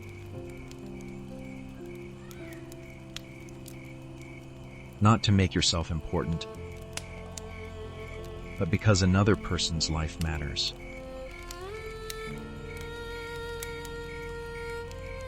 Not as a burden you carry alone, but as fruit growing from the vine.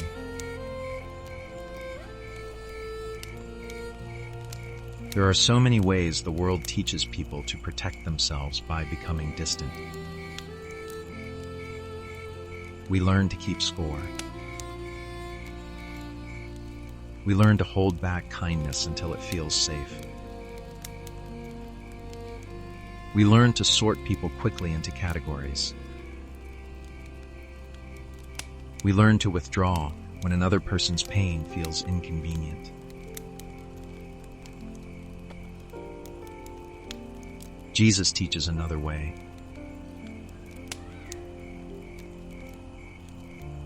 Stay connected to love.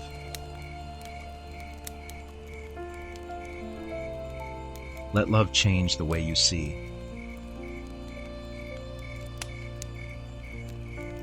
Let love make you brave enough to be present.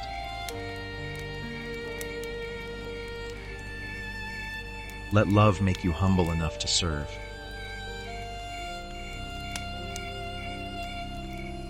Let love make you patient enough to remain.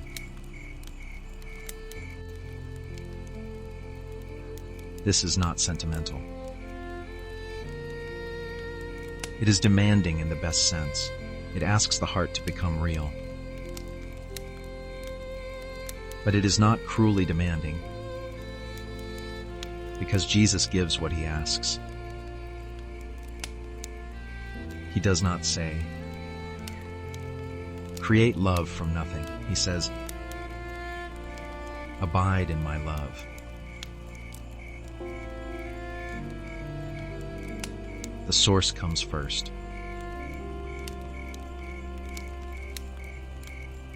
Perhaps you have felt dry lately. Perhaps prayer feels difficult. Perhaps you are tired of trying to be hopeful. A branch that feels dry does not need to shame itself. It needs to remain near the vine. You can bring your dryness to Jesus. You can say, "I do not have much to give today." And you can trust that love does not despise your honesty.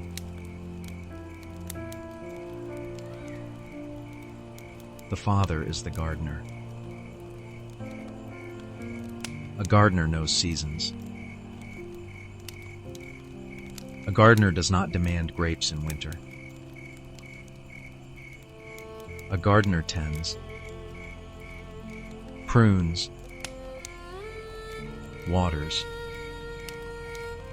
waits, and watches. There may be seasons in your life that feel like pruning, loss, change, letting go, an ending you did not choose.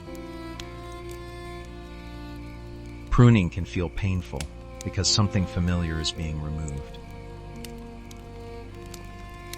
Yet the gardener's purpose is life, not destruction.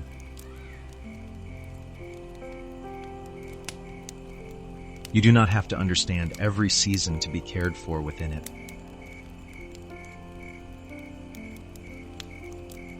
The gardener is patient.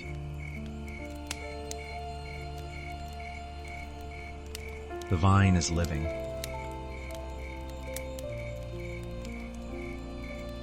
The branch is held.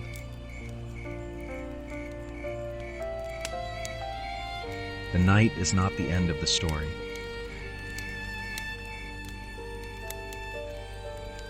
Imagine the disciples walking slowly with Jesus beneath the dark sky. Perhaps they pass a vine growing along a wall. Perhaps the image comes alive before their eyes. Branches rest against the wood. Leaves catch the moonlight. Jesus speaks of abiding, and the word enters their hearts.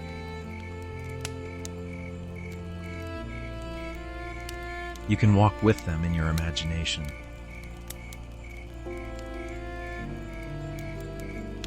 No need to hurry.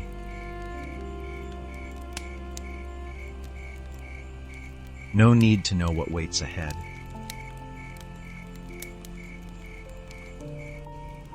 Just one step, then another.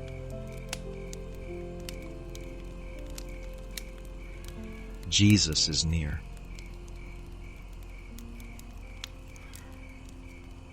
The love of the Father surrounds him.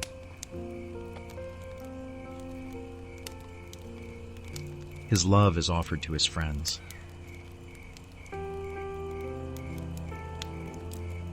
And you, too, are invited to remain in it.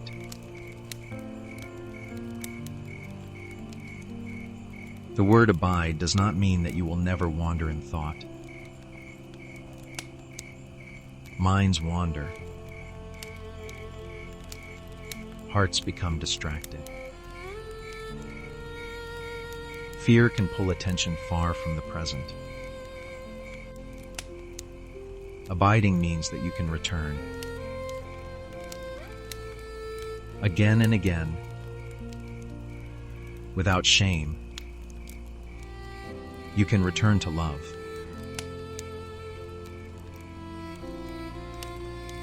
When a worry arrives,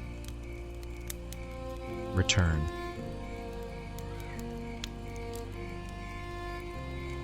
When an old regret speaks, return.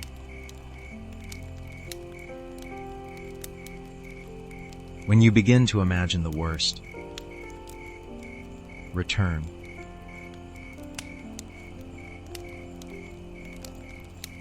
not by arguing with yourself until you are exhausted,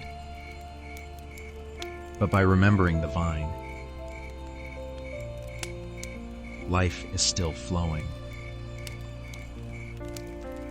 The connection has not been broken by one difficult night.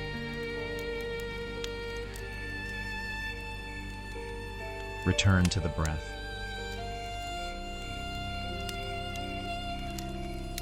Return to the room where Jesus kneels.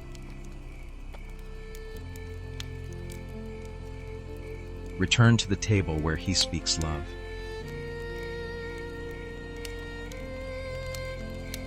Return to the night walk where he says, "Abide in me."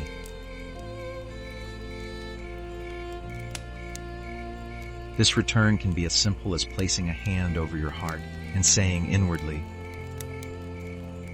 "I am held."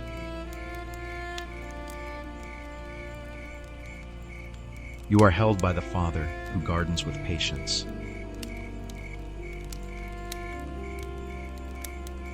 You are held by the Son who serves with tenderness.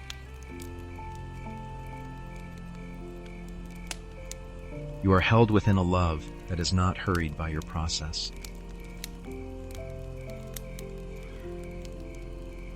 The disciples walk on. Their questions have not all been answered, but the words have been given. A vine, a branch, a commandment,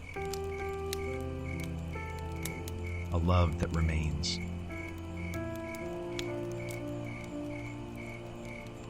Sometimes that is how peace begins, not when the entire future is visible, but when one true image becomes stronger than the noise.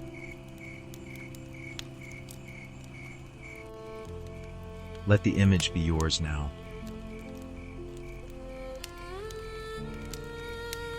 A living vine under the moon.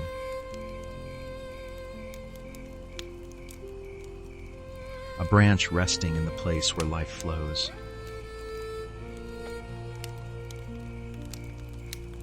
A gardener who has not forgotten the work of his hands.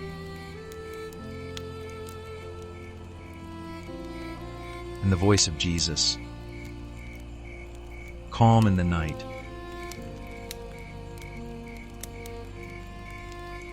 Abide in my love.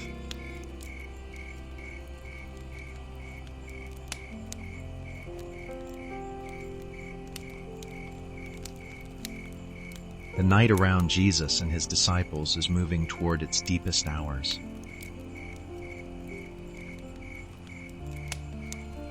Soon there will be a garden.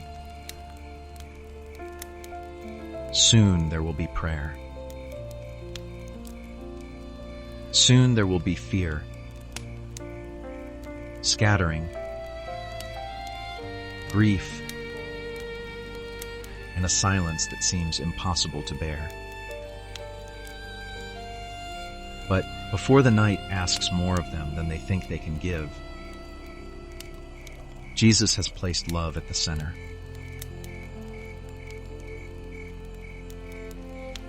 He has washed their feet.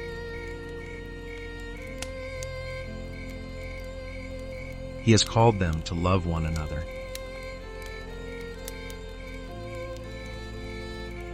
He has told them to abide in his love.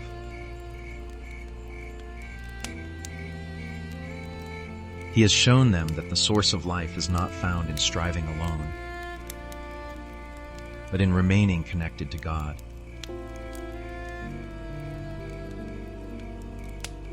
Years later, another voice will write words that echo this same truth. Paul, writing to the believers in Corinth, will speak of faith, hope, and love. These three remain. He says, and the greatest of these is love.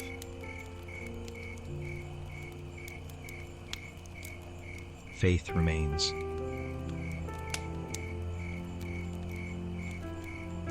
Hope remains.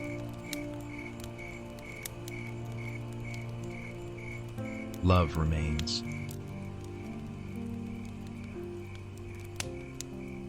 At bedtime, these words can become 3 quiet lights.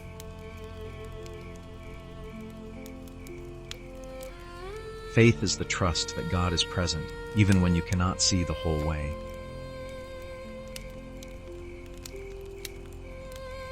Hope is the willingness to believe that morning can come,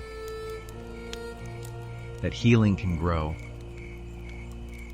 that sorrow is not the last word.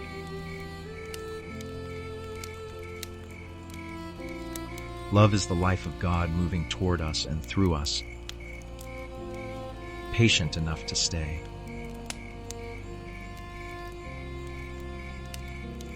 The greatest is love.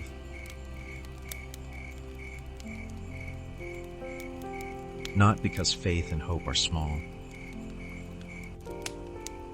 They are precious companions. Faith helps us place our weight on God when our own strength feels thin. Hope helps us keep a window open when the room feels dark. But love is called greatest because love is what we are made for. Love is the home into which faith leads. Love is the fulfillment toward which hope stretches.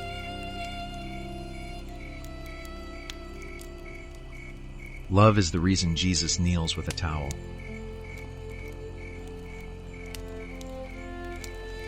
Love is the reason he gives bread at the table.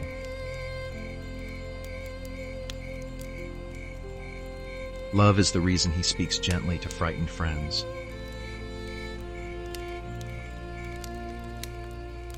Love is the reason he does not abandon Peter in the knowledge of Peter's coming fear.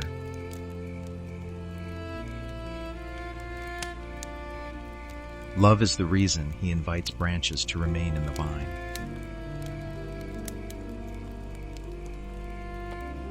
Love is the reason the story of God never ends with shame.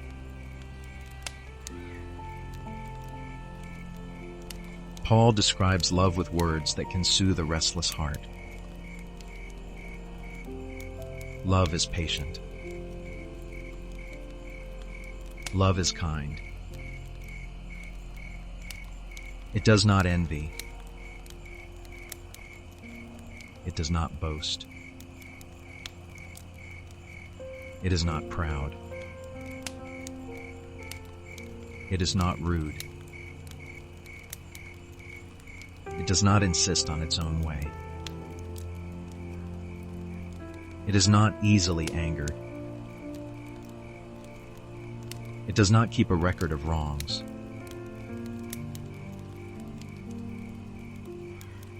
These words are not meant to become a mirror in which you search for every flaw. They are a portrait of the love God is teaching us to receive and share.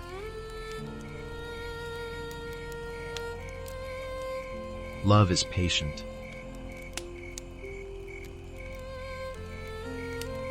Perhaps you need patience with yourself tonight. Not the kind that makes excuses for everything, but the kind that recognizes growth takes time. You are allowed to be learning. You are allowed to have a process. You are allowed to take one small step rather than 10 impossible ones.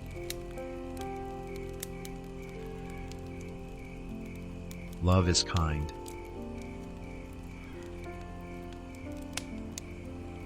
Kindness can begin with the voice you use inside your own mind. If you would not speak harshly to a tired friend, you do not need to speak that way to yourself. Kindness is not weakness.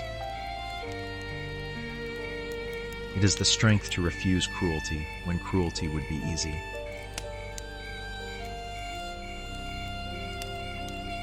Love does not envy.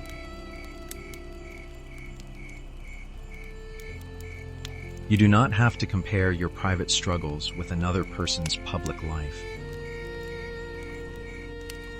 You do not know all the roads they have walked, and they do not know all of yours. The vine gives each branch its place. There is no need for one branch to become another.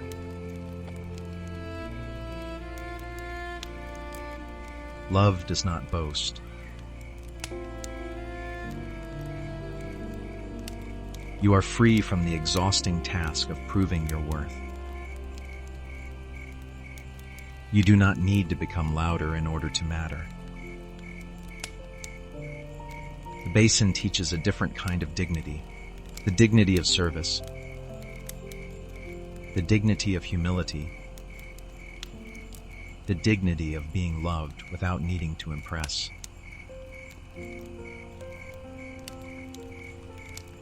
Love is not proud.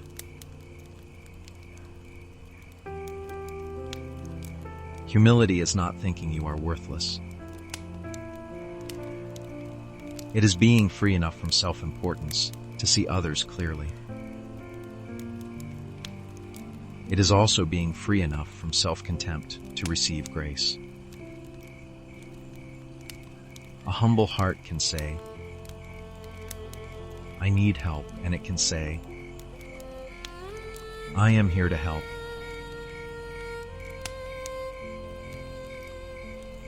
Love is not rude.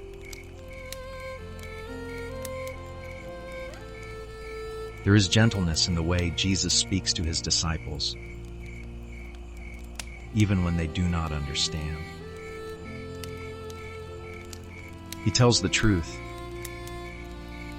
but he does not use truth to humiliate. You may ask God to shape your words in that way, clear without cutting, honest without cruelty,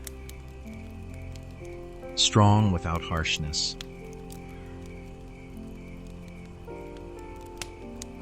Love does not insist on its own way.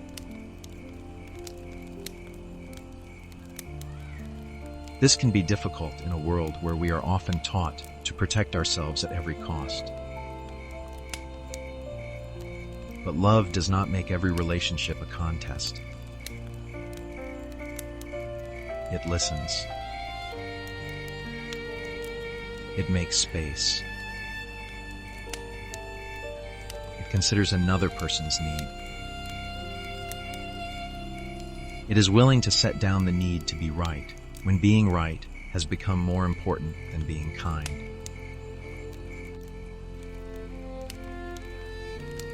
Love is not easily angered.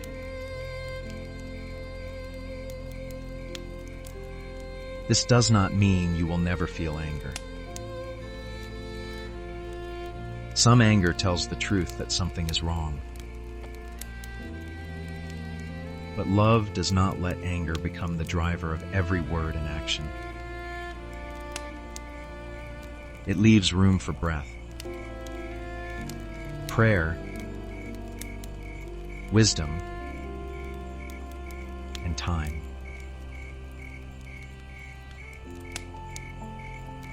Love keeps no record of wrongs. This does not require you to forget harm or remain where you are unsafe. It does not ask you to deny what happened. It means that love does not nourish itself on the constant counting of another person's failures. It does not make resentment its home. It leaves the door open, where possible and wise,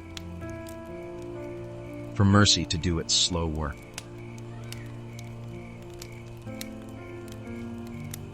Love rejoices with the truth.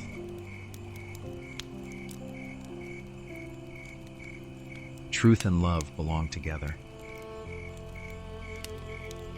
Love does not ask you to pretend that a wound is not a wound. It does not say that injustice is acceptable. It does not hide pain behind polite words. But when love tells the truth, it does so for healing, not for humiliation. It seeks what is real, because only what is real can be restored.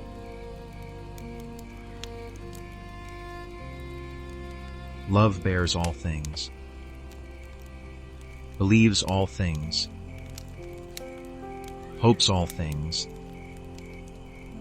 endures all things.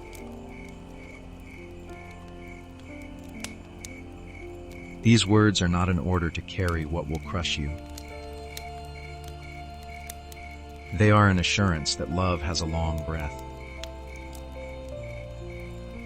Love is willing to stay through seasons. Love believes that God can work where human wisdom has reached its limit. Love hopes without becoming blind. Love endures because it is held by a strength deeper than mood.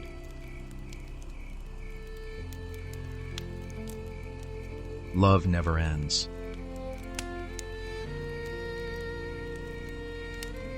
You may need to hear that tonight.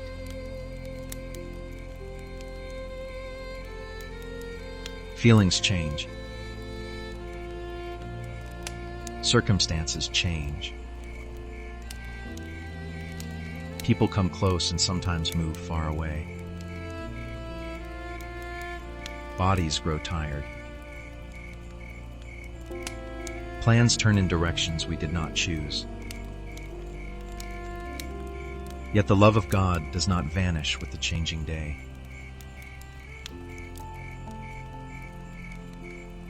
Love never ends.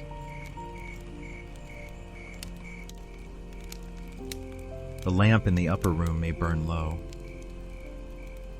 but the love it reveals does not dim.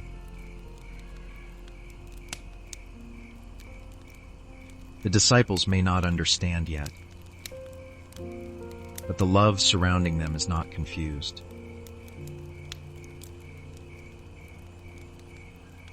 Peter may fail, but the love of Jesus will meet him again.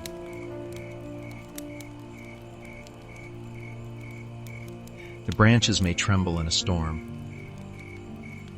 but the vine remains living. Your own heart may feel uncertain, but you are not outside the reach of love.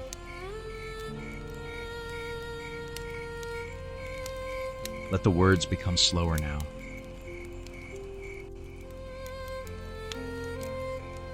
Faith remains.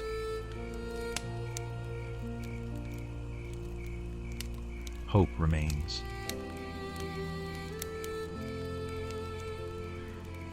Love remains. The greatest of these is love.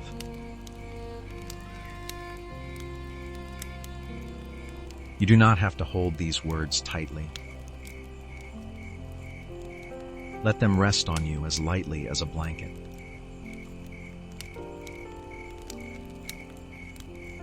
Faith, God is near.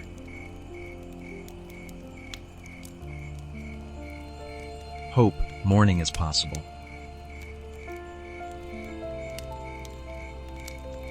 Love, I am held.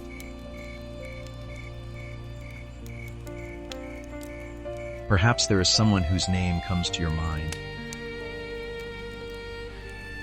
You may bring them into this quiet prayer. You do not need to solve their life. You do not need to know the right thing to say. Simply place them in the love of God.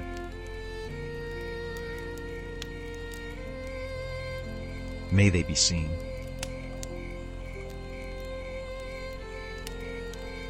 May they be comforted.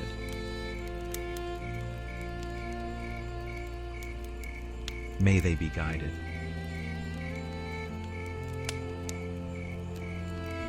May they know they are not alone.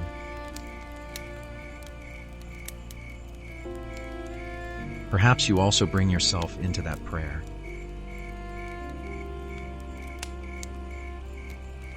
May I be seen.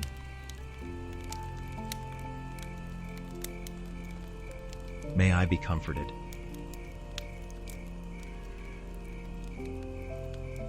May I be guided.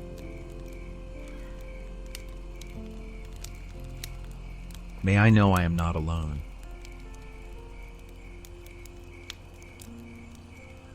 There is no selfishness in receiving this blessing.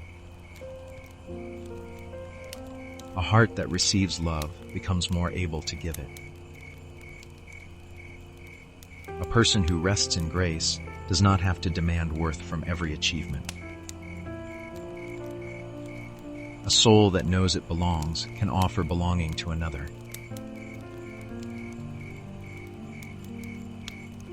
This is the quiet work of God.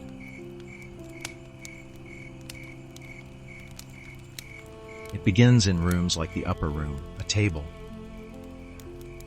a basin, a towel, a group of imperfect people, a teacher who loves them.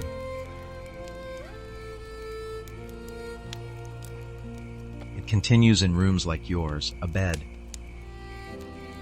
a dim light, a tired mind, a body that needs rest, a heart that wants to believe it is safe to stop striving for a while.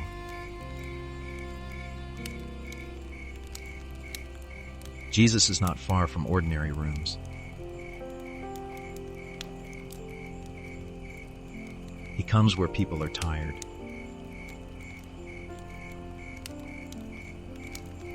He comes where people are afraid.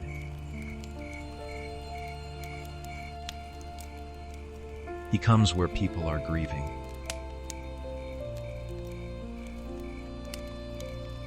He comes where people have forgotten how to receive kindness.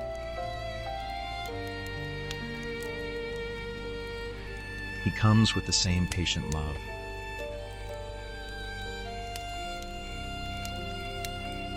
Imagine again the upper room,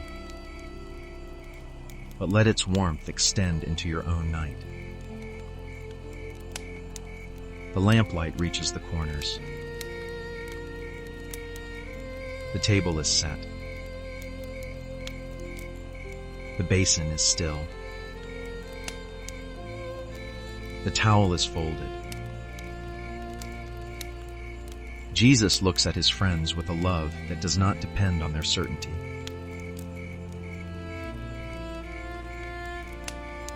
He looks at you with that love too.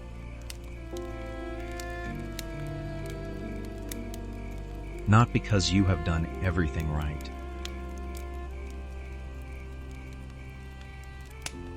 Not because you have finally become calm.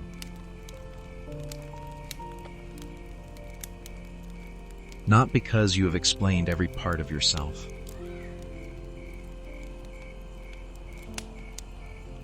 Because you are known.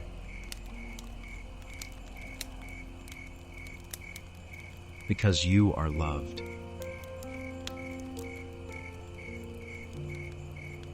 Because love is the deepest truth God is speaking over your life.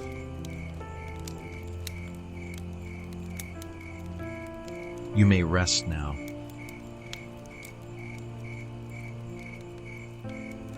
The questions can rest.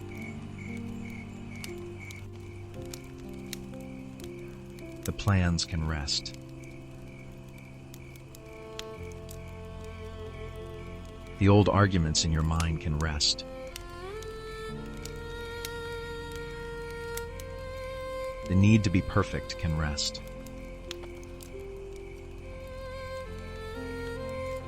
You are a branch in the vine. You do not have to hold yourself up alone.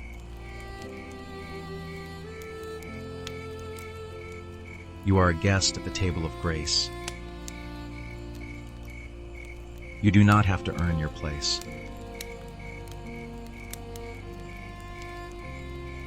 You are someone whose feet have been washed. You do not have to hide the dust of the road.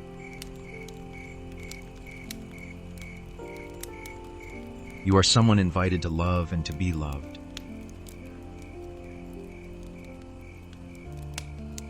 Let your breathing become the final prayer.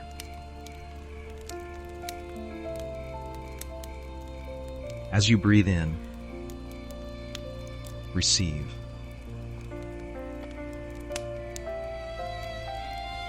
As you breathe out, release.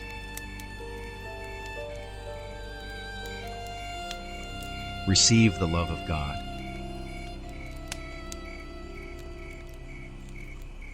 Release the burden of proving yourself.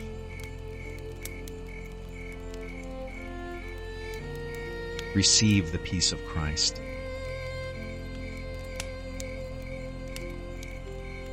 Release the need to control the night.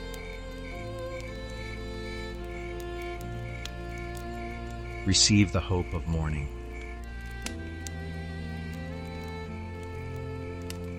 Release the thoughts that do not need an answer now.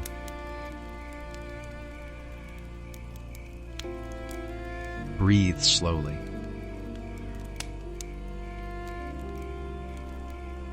The night is not empty.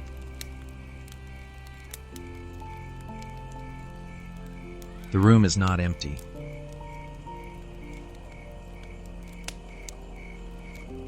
Love is here.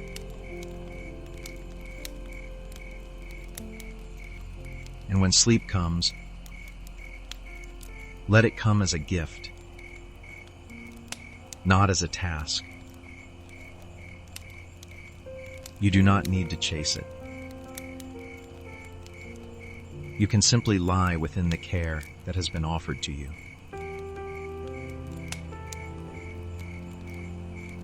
May the love of Jesus keep watch over your heart.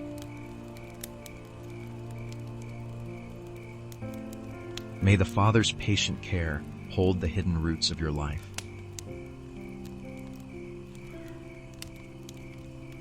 May the Spirit bring quiet where thoughts have been loud.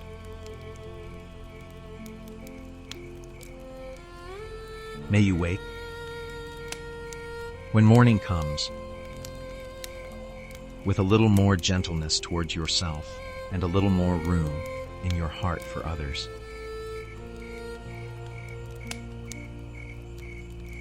Faith remains.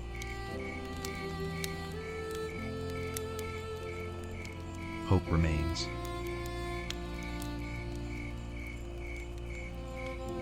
Love remains. The greatest of these is love.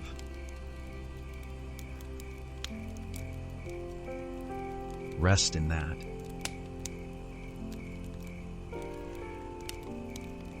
Rest in the one who loves you to the end. Rest in the quiet strength of a basin, a towel, a table, a vine.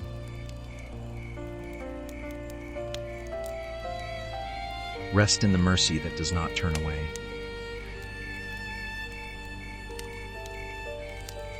The night is held.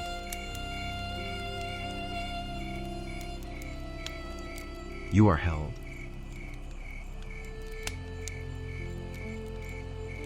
Love remains. Sleep gently, beloved child of God. The lamps may grow dim, but no darkness can put out the love that has found you. Let the last thought be simple. I am loved.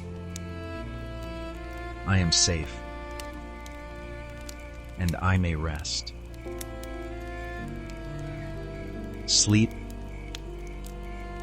now.